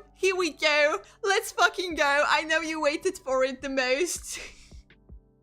Wait, let me drink more tea. Oh, okay. Strong one, I had to take this one. With Konosuba, which I actually watched, God blessing on this wonderful world, 3rd season. With... deeply saddened, I have to say, 3rd season was boring. I did not like the darkness arc at all. I felt like it was a little bit messy, it was like all over the place. And the problem is, I feel like when darkness is in the center of it all, it's not funny. She is great as an additional character, but she's not good when the focus comes to her. I just didn't really like where this is going. Like, I like when there is more Aqua and Megumin. Those 2 bring out the best moments. It's just, I don't know. It felt very upsetting, especially when before Konosuba 3rd season we had Megumin's side story, I guess. Her backstory, technically, and it was boring. So after that, you're like, oh, the 3rd season of Konosuba, finally we're going to get back in shape. And it's not good either, so you're kind of like depressed, like, where are we going with all of this? And before you say, oh, maybe you grew bored of Konosuba jokes, no, because I have watched Konosuba not that long ago. I've watched Konosuba when there were already 2 seasons and the movie. That's why I feel like if I truly didn't like the jokes anymore, I wouldn't be watching like 2nd season after the 1st one. And yet I enjoyed first 2 seasons, so I think it's solely the problem of the 3rd one. That's why I cannot vote for that, and I don't think it's going to win. Then we have Mushoku Season 2 Core 2. The season where he cheats on his wife. I love it when, you know, NTR comes in. But it's fine, because in the end, his wife understood and forgave, so that's all that matters, right? No, I cannot, like, I'm not going to say, oh, it's improper, blah, blah, blah. No, I'm not this kind of person, but I'm going to say I do not accept NTR. For me, it's just annoying and pisses me off, especially when, from what I've seen from the spoilers, they promise you that, oh, you know, he truly cares about her, and he does not want to be like his father, but in the end, he's just like his father. It's like, oh yeah, it's a trope of, oh, you cannot, like, lie to how you are, you cannot fool the genes. No, fuck off. He's just excuses, fucking excuses. I hate Rudy use. I hate that I actually liked the first part of the first season. I'm glad that I never moved to anywhere further, because I felt like it would be such a waste of time, so fuck off, Mushoku Tensei. Still laughing about Osama jokes, so it's definitely in it. Hey, Osama jokes are top tier. You cannot tell me that Golden Kamuy is not, like, top tier comedy. Like Father Likes... I hate it. I hate it so much. And then you have ReZero, which ReZero, whatever, season 3, which I think it's going to win because it's ReZero. And I don't know, I think it's still the most popular isekai, and people are glazing over it, despite all the lollies that are kind of annoying. I don't know. You think Mushoku will win? You don't think ReZero will win? I saw people being hyped up about ReZero more than Mushoku season 2 Core 2. Who the hell knows? It's like, those two camps are fighting, you know? Because, like, when Mushoku Tensei came out, people started like, haha, it's better than ReZero, and then the ReZero fans got upset and were like, fuck off, Mushoku is worse than ReZero, and blah blah blah blah blah blah blah. So I genuinely don't know which fandom is more powerful right now. Then we have Shangri-La, and I'm going to vote for Shangri-La. I did not watch it. I watched, like, the first 3 episodes of the first season, but it has the best openings. So at least it gives me something good. And I don't think the characters were bad in particular. It's just, I felt like it was just not for me. But I'm going to vote for it. Lolis versus NTR. I mean, technically, in here you also have NTR Loli, because this one, but whatever. So Shangri-La, it's like, it's the only isekai that I probably don't have a beef with on this list. That's why I'm choosing this one. Shangri-La is the lucky one that's like, oh, I'm isekai, but she still accepts me. They have Suicide Squad isekai, which was a disaster. Another disappointment, I would say. I am mad because those designs were made by Amano Akira, the creator of Hitman Reborn, and she's still doing quite a great job at designing characters. But yeah, the ending was dope. Thanks, Mori Calliope, for making the ending. Other than that, no. After 2 episodes, I knew I'm not going to watch it. And my sister told me, like, yeah, no, it's not worth watching. I watched it entirely. And then we have Tensura, which after first 7 episodes of the first season, I realized it's just boring. So I like some of the designs from Tensura, I have to say. I like some of the designs, but that's about it. And I don't think anyone cares about Tensura anymore. I may be wrong. I may be closed off in a bubble that does not let any isekai content in. But I feel like no one cares about Tensura anymore. And most people say, oh, this season is boring or something like that. Or maybe it was about 2nd season and that's why people don't watch the 3rd season anymore, because the previous season was boring for them. I don't know, but I think, like, even like with Mushoku Tensei and ReZero, it stands no chance anyways. Ooh. Who's? Amano Akira. Okay. Moving on. We voted here. I voted for Shangri-La. I think ReZero is going to win. Maybe Mushoku Tensei. I don't know. I feel like this season... I don't know. I won't be surprised if Mushoku Tensei wins. But I feel like ReZero has recency bias because... Once again, it's a recency bias because the second part of this season just finished coming out, right? Or is still coming out. I don't know. That's why I think it has bigger chances. I may be wrong, though. I may be wrong. Because it's isekai category, so obviously there's no right choice anyway, so... let's move on. We're halfway there, my friends. We're halfway there. Best action. Bleach, 1000-Year Blood War. Previous season was much better. This season of Bleach, I don't think I finished watching it, actually. Just like Naruto and Sasuke. So, I don't know what... I think I watched 4 episodes, but I know, like, in this season there weren't any strong fights themselves. I think the best fights were in the previous season, so I wouldn't personally vote for Bleach. Dandadan. Oh boy, Dandadan is a good one. I think Dandadan is going to win. I think Dandadan is going to win. The choreography and everything is, I think, the best out of all of those series. No one gives a fuck about Demon Slayer. I don't think this season even had any specific fights. I may be wrong. It's not a bias. Shut the fuck up. Shut the fuck up. Kaiju, when it comes to action, it's not that bad, but I don't remember the scenes being that epic. Fuck Solo Leveling. No one cares about you.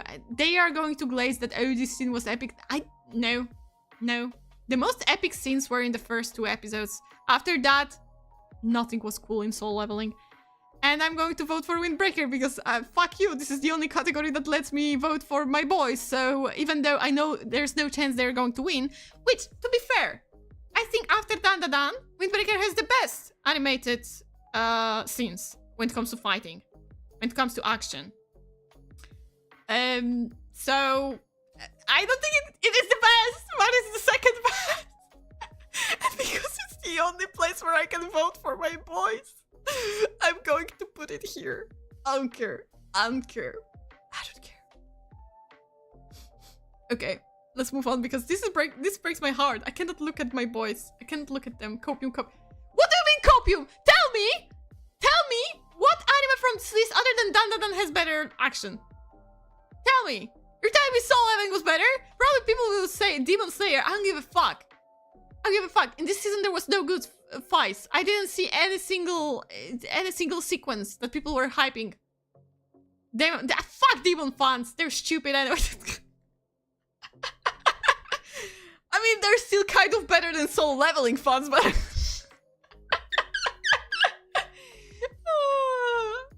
yeah, okay, whatever. Yeah,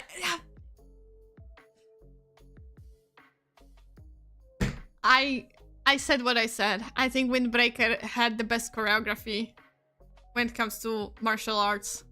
No other anime did that after Cowboy Bebop. Actually, they probably did, but I'm coping right now. I love Windbreaker!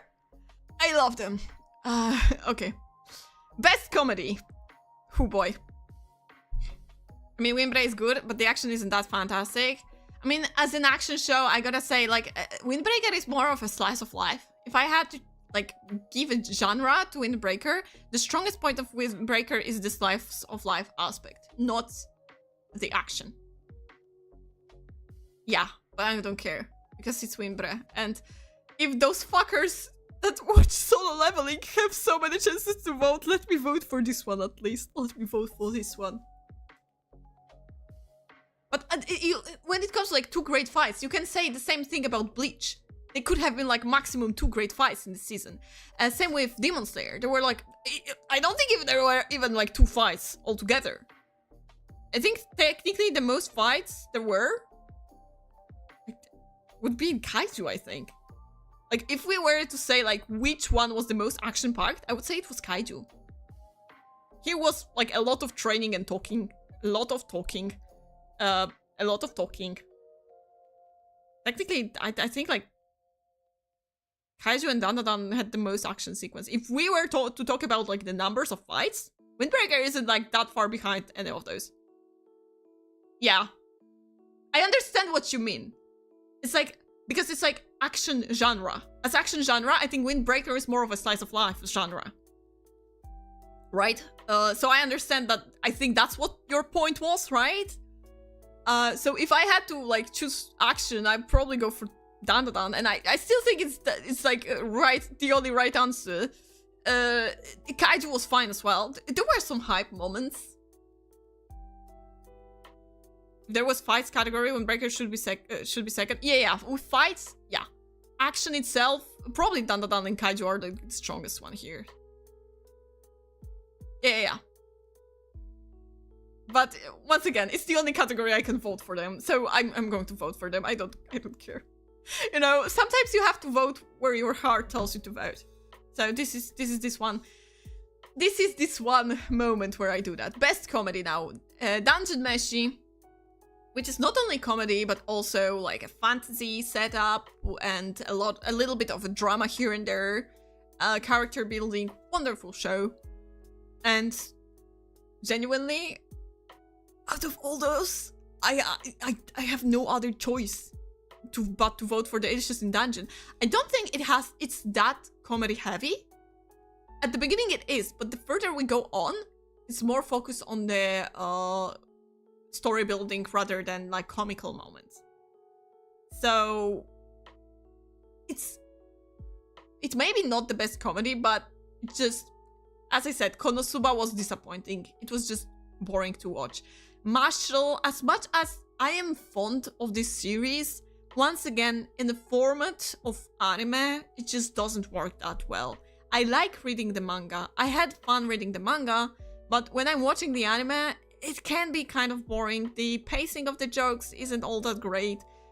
Admittedly, I did not see much of second season. I started watching it, didn't finish it. Because I barely finished the first season. I barely finished the first season when the second one started coming out. I was supposed to continue watching second season, but I kind of like grew bored, so that shows a lot. Nokotan was a disappointment. Like, there were a few moments that were funny, but after that, it's just, oh, this was a mess. And Ranma is, for me, it's like, nah, I didn't watch it. I watched the old Ranma, so it felt like I don't feel like watching it again. Need brain rot fans to vote for Nokota. You see, Benyu, I was biased with Windbreaker, you are biased with Nokotan. We all have our own biases. And then we have Spy Family, which is not the worst choice. Just, I feel like the second season was... Did I finish watching second season? I don't even remember. That's kind of disappointing that... I think I finished watching second season. I did not finish watching the... No, wait. Maybe I did not finish. I think I watched the first 8 episodes. But that's the problem. I think they... This part of the manga was, for me, the least interesting. That's why I didn't really like the second season that much. And that's why it was so hard for me to watch it. So, the only one I could vote for is Delicious in Dungeon Meshi. And I think Dungeon Meshi may win. It may actually win. If Spy Family wins, that will not be a surprise for me. But I think Dungeon Meshi may have more votes. Because it was really popular. Nokotan made the best anime promo in socials so far. It did, and then it flopped, so... I don't know how much... Like, it's great when they are doing fun promo, but if the only good thing about the show is the promo, it's saddening. Okay, best romance. We have Sign of Affection, once again. Blue Box, which I gave up after 2 episodes, I think. 2, 3, 2.5. I think 2.5. The characters, it was such a pain to watch them for some reason. I was like, no, I can't. I wanted to, but I couldn't. And we have Makeine. Best romance, which I still have to watch. Ranma, which, if you do not know Ranma, like, original one had over 100 episodes, and it's so freaking repetitive when it comes to the romance. The characters are both tsundere, so it's like, every single character is a rival, but because, like, he turns into a girl, he has, like, they have, like... It's strange because it's like, for example, this girl is in love with him, this guy is in love with her, but then there is this girl who's... No, wait. There was another guy who is in love with her, and this guy is in love with her, but... No, this guy was actually in love with her. I don't remember anymore, but it's like, you know, it's your typical Rumiko Takahashi romance where it just goes on and on and on and on and on, and it's like, it just adds another character, and this character is once again in love with one of the two, but like in his case it's like either his male version or female version, and it's just boring. Blue Box wasn't that bad. I just couldn't. Yeah, this guy is this girl. In this anime, when you fall into hot springs in China somewhere, it depends on what hot springs you dropped into, you turn into something. So, when he was trading with his father, this is his father here. His father, when he goes, like, he gets splashed by cold water or hot water, he turns into a panda. When he gets splashed with, like, specific, like, water temperature, he turns into a girl. This guy, when he gets splashed, he turns into a little piggy. And so on and so on. That's the thing about Ranma. And then we have Scott Pilgrim, which I'm surprised that it's even there. Because I didn't consider people would think of it as anime. I still don't know if it's an anime. It's not on my anime list, so I don't think it's an anime. I did not watch it. I wanted to watch it, but kind of like put it aside once again and again and again and again. And in the end, I felt like it's too late for me to watch it, to care about it, to be honest. So I don't know nothing about this show. I heard good things, but I don't know. It's just too late. A little too late. Don't even know it. And there's The Dangers in My Heart, which I'm going to vote for, because out of all of them, I watched the entire thing and I genuinely enjoyed every single episode, so easy choice. I think Blue Box may win though, for the recency bias, so I'm putting Blue Box as guest winner. Maybe Makina, who knows, maybe Sign of Affection, maybe I'll be surprised. But I feel like people forgot about the Sign of Affection. And Blue Box had popular openings and endings, and a lot of people, I've seen a lot of edits with the pink-haired girl. Sorry, don't ban? Okay. Wait, for what? For what? Are you going to write something nasty? Ooh. Did I skip something? Huh? Okay. Best background art. Which is basically background. Something that I cannot draw. We have Dan. Pink one is good. Delicious in Dungeon. Demon Slayer. Frieren. I guess it wasn't sent. Because the last message I saw, like, it isn't, as in the action, it's not that packed. This is the last one I've seen, and I don't see anything after that. And I don't see anything wrong with that. So you don't have to ask for not banning you. And Apothecary Diaries. I think here the strongest contenders are Delicious in Dungeon and Frieren. And I love Frieren. But I feel like the Dungeon Meshi had more interesting and unique backgrounds. The Pluto is... I don't know. I don't see it now either. No, I don't see it. Do you guys see it? YouTube filters? Yeah, maybe I already filtered you. Maybe it knew that I'm not going to be happy whatever you wrote. I don't know. I don't see it. I don't see anything. I don't see anything. I don't see anything. So I think I'm going to vote for Dungeon Meshi because I just think like within the dungeons there were so many interesting locations that is just like overpowers Frieren. That still was like very beautiful backgrounds, but they weren't as unique in designs as Dungeon Meshi. In Apothecary Diaries you mostly have the palace, which is beautiful, but whatever. Pluto, I guess I mean, it's hard because every single scene had different art styles, so how the fuck do I know what I'm voting for? Shadow Band. Dan Dan Dan. I think the effects in Dan Dan Dan made me feel like the background wasn't as important. I may be wrong. I mean, there were moments where, like, for example, the tunnel was like kind of cool, but at the same time, you know, I don't know. It's just I didn't put that much focus on the background when it comes to Dandadan. There were so many other great things in Dandadan, but the background wasn't it. And Demon Slayer, no one cares. Shut up, shut up. Okay, voting for Delicious in Dungeon. Next we have Best Director. Obviously One Piece fan letter. Obviously Megumi Ishitani. Like, obviously. There's no other... No, actually. If you vote for Fugayama Shiro, valid. Haruo Sotozaki, Demon Slayer, I don't know. Didn't watch it. Keiichiro Saito, valid. But, dude... If you haven't seen this, it's just... One Piece fan letter has... It was a project that no one expected and everyone loved. Literally everyone loved. And it's done so freaking well. Pluto had some good shots, but inconsistent and without any purpose. That's the thing. That's what I said. It's like, I don't know what I'm voting for when I choose Pluto, right? Yes, I don't know. It's like...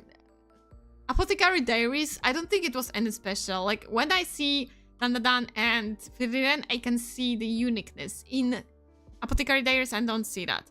When it comes to Yoshihiro Miyajima, another good choice, Studio Trigger. It's probably my favorite anime from Studio Trigger. Right when I was about to say, like, I'm annoyed by Studio Trigger, they dropped Dungeon Meshi, and I'm like, you know what? I actually like you guys. But I have to vote for One Piece fan letter. It was just... I was speechless when I watched this one episode. It was one episode. One episode, and it was done so well. It's just... It got the vibe of One Piece without the main characters.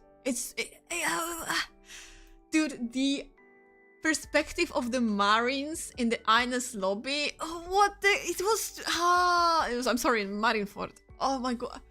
Dude, it was... Not in Ines lobby. Oh, it was too good. It was just too good. Dandadan winner for me, as it's harder to manage multiple episodes than movie. That is true. That is true, and that's very valid. And I think Dandadan is going to win. Or Frieren. Wait. Wait. Fuck.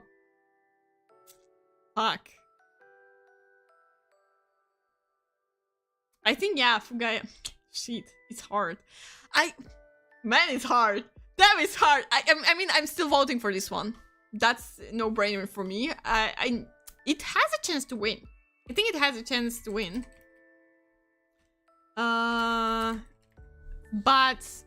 dude. This one is probably one of the hardest choices. This one is one of the hardest choices. Like, when I remember, it's just, those three are so strong. It's like, it's kind of illegal to have those kind of three anime in 1 year. You know? It's illegal.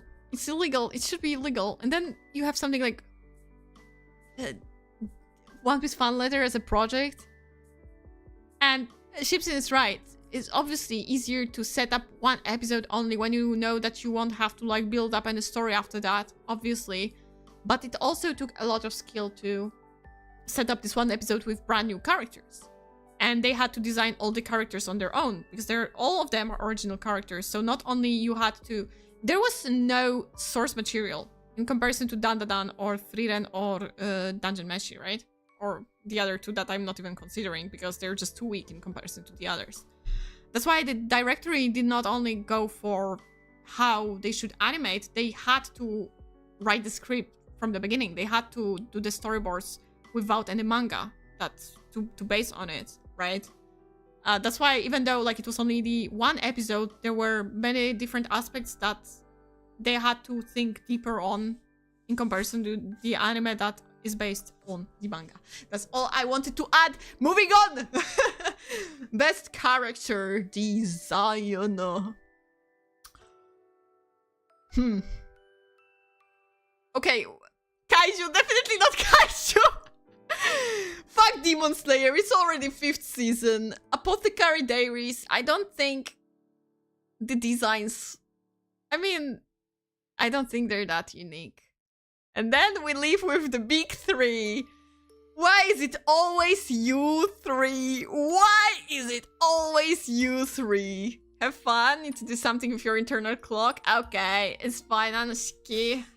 Bye. Start to stream after 10 p.m. No, I cannot. I mean, maybe next month, you know? Maybe next month I will be able to do them later, actually. If you want that, I can ask you if you want them later. Maybe I'll do a poll. I mean, I will have time to do them whenever. I can do it in the middle of the night as well, you know?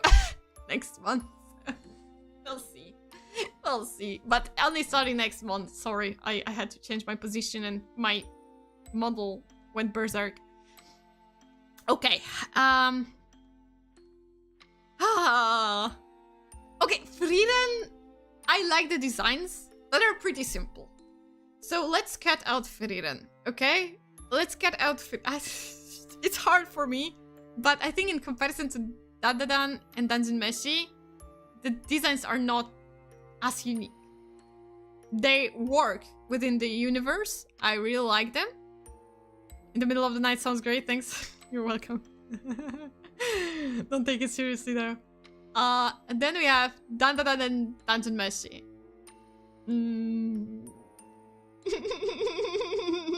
I don't know. I don't know.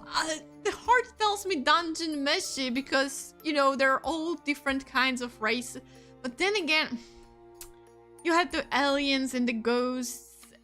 But at the same time, like the characters, the main characters that are human beings aren't that crazy. And I think my brain goes to manga, and I know a lot of designs are pretty similar later on. And I know it's unfair to think about manga right now, because I should focus solely on the first season of the anime. But I feel like Dungeon Meshi, dude, Falin as a freaking chimera dragon thingy. You know what? Yeah, Dungeon Meshi. And the fact that you look at those characters and you can immediately guess what kind of personality they have, that takes a skill. So I'm going to vote for Dungeon Meshi. I think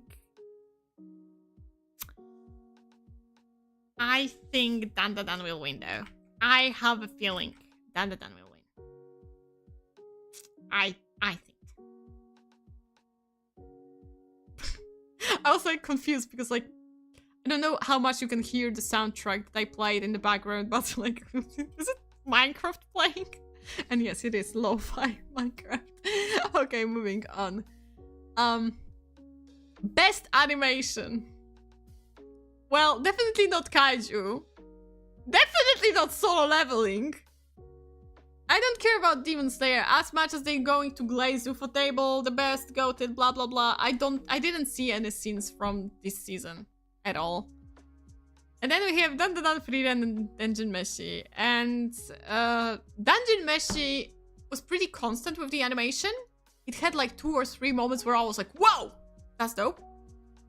Then we had Frieren, which had dancing scene that I love so much. I love it so much. So much. And then there's like the fight scenes that were epic. The dragon fight scene, Jesus. The clone fighting scene, dang it. Fighting with demons, there was so many good sequences, but I'm voting for Dandadan. Even if it's only for the sequence of the flashbacks of the ghost, the sad backstory with her and her daughter.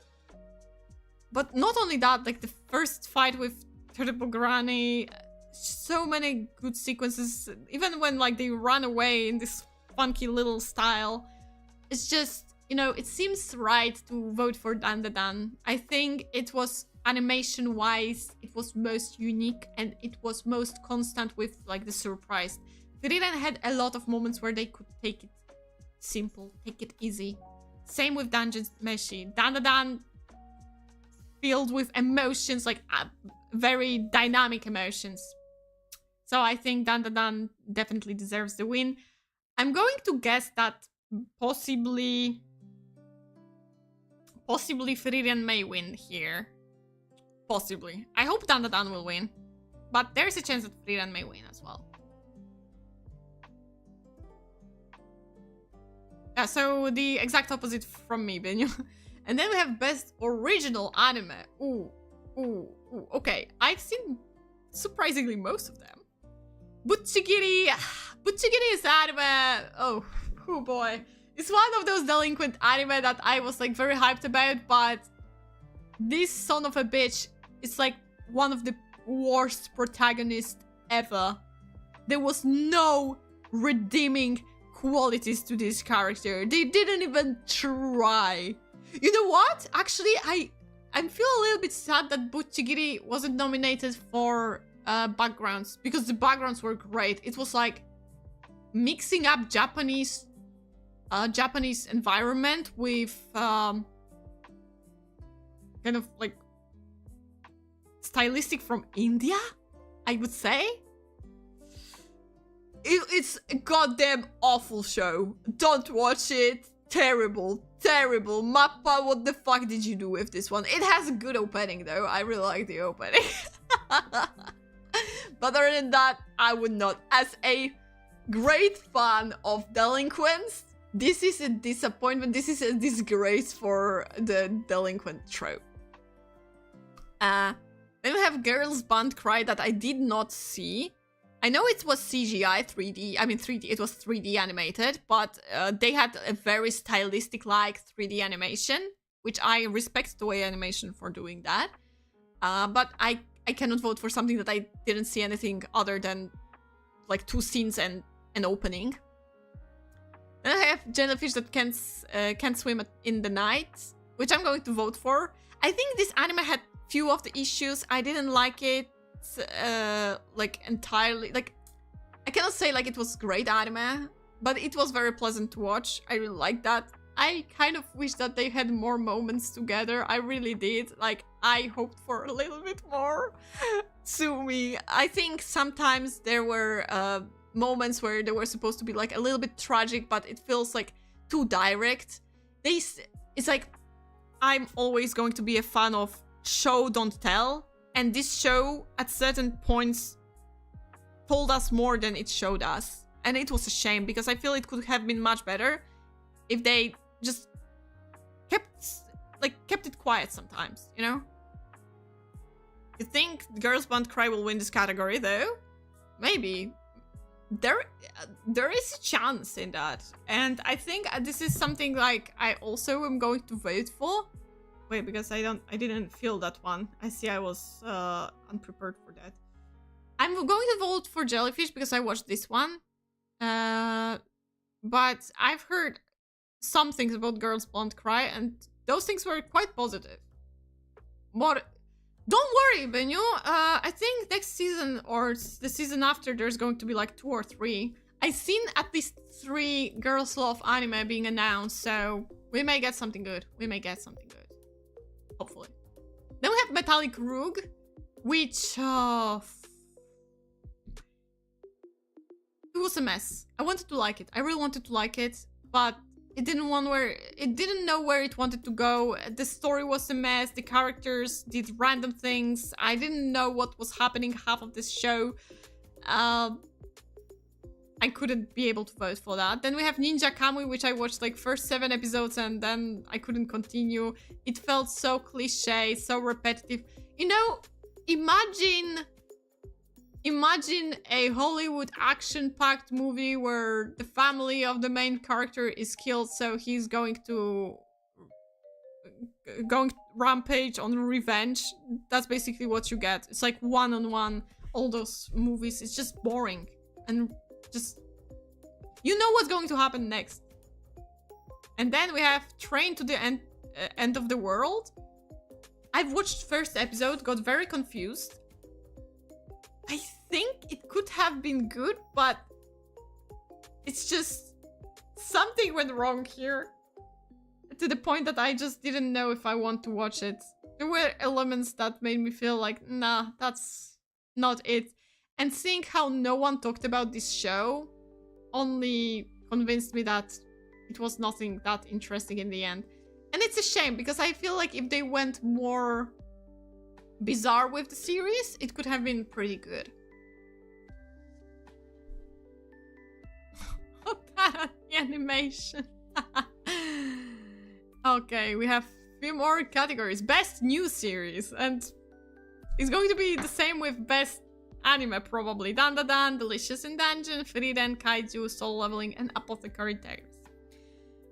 Obviously, I'm cutting those 3 out and staying with the main 3. I have to give it to Frieren.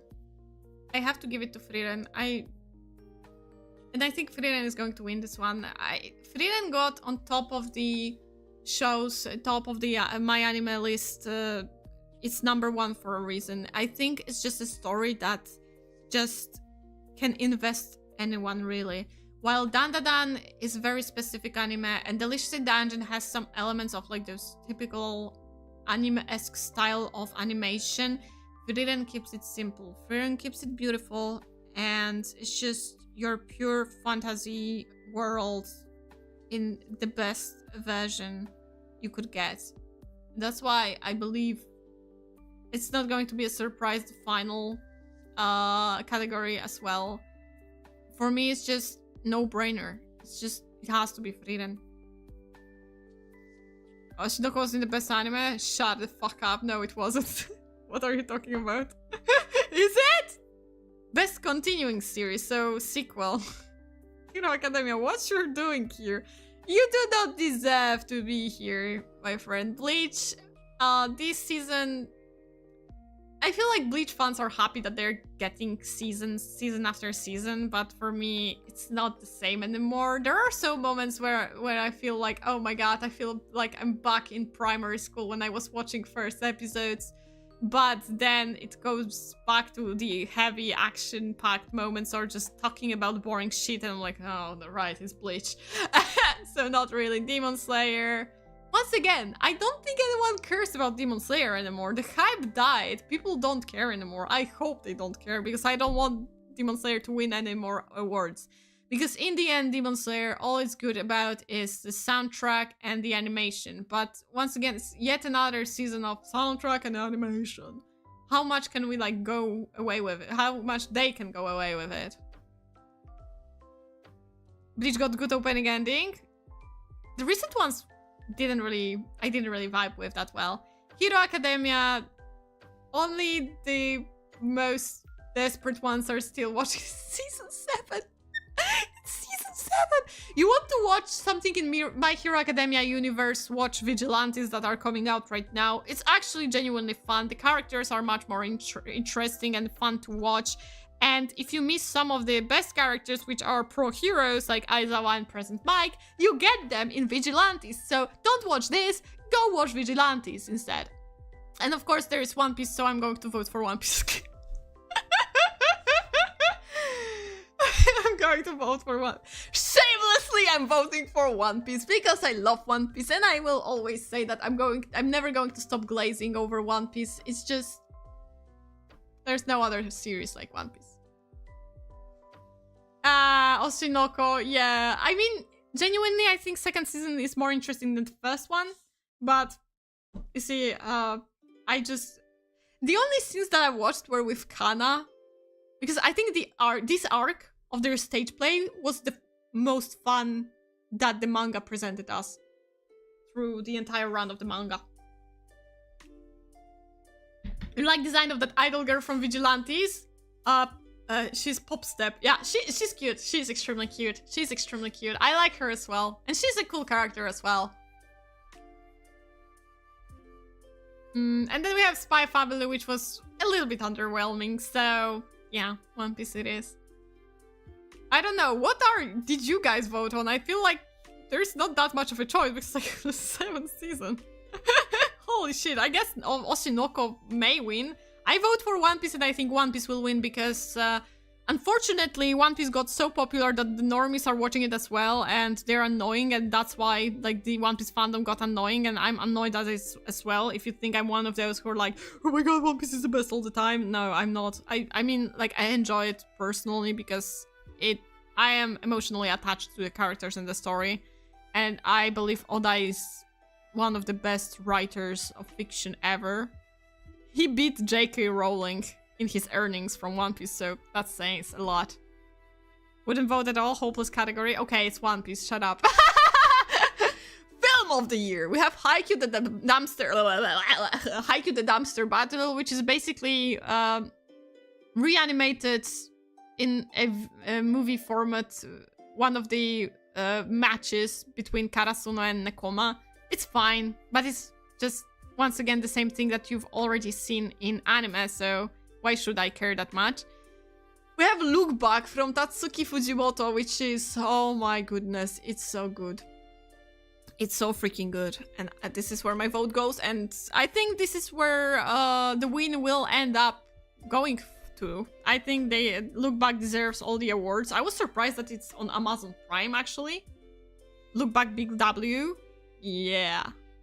And then we have Mononoke, which I unfortunately did not watch. I don't know if it's like individual movie or if it's connected to the anime. I wanted to watch the anime first, so I did not see the movie. Which is a shame because I know it's a very stylistic like anime, but that there goes another question if the stylistic aspect is the only good thing about it, or is the story intriguing as well.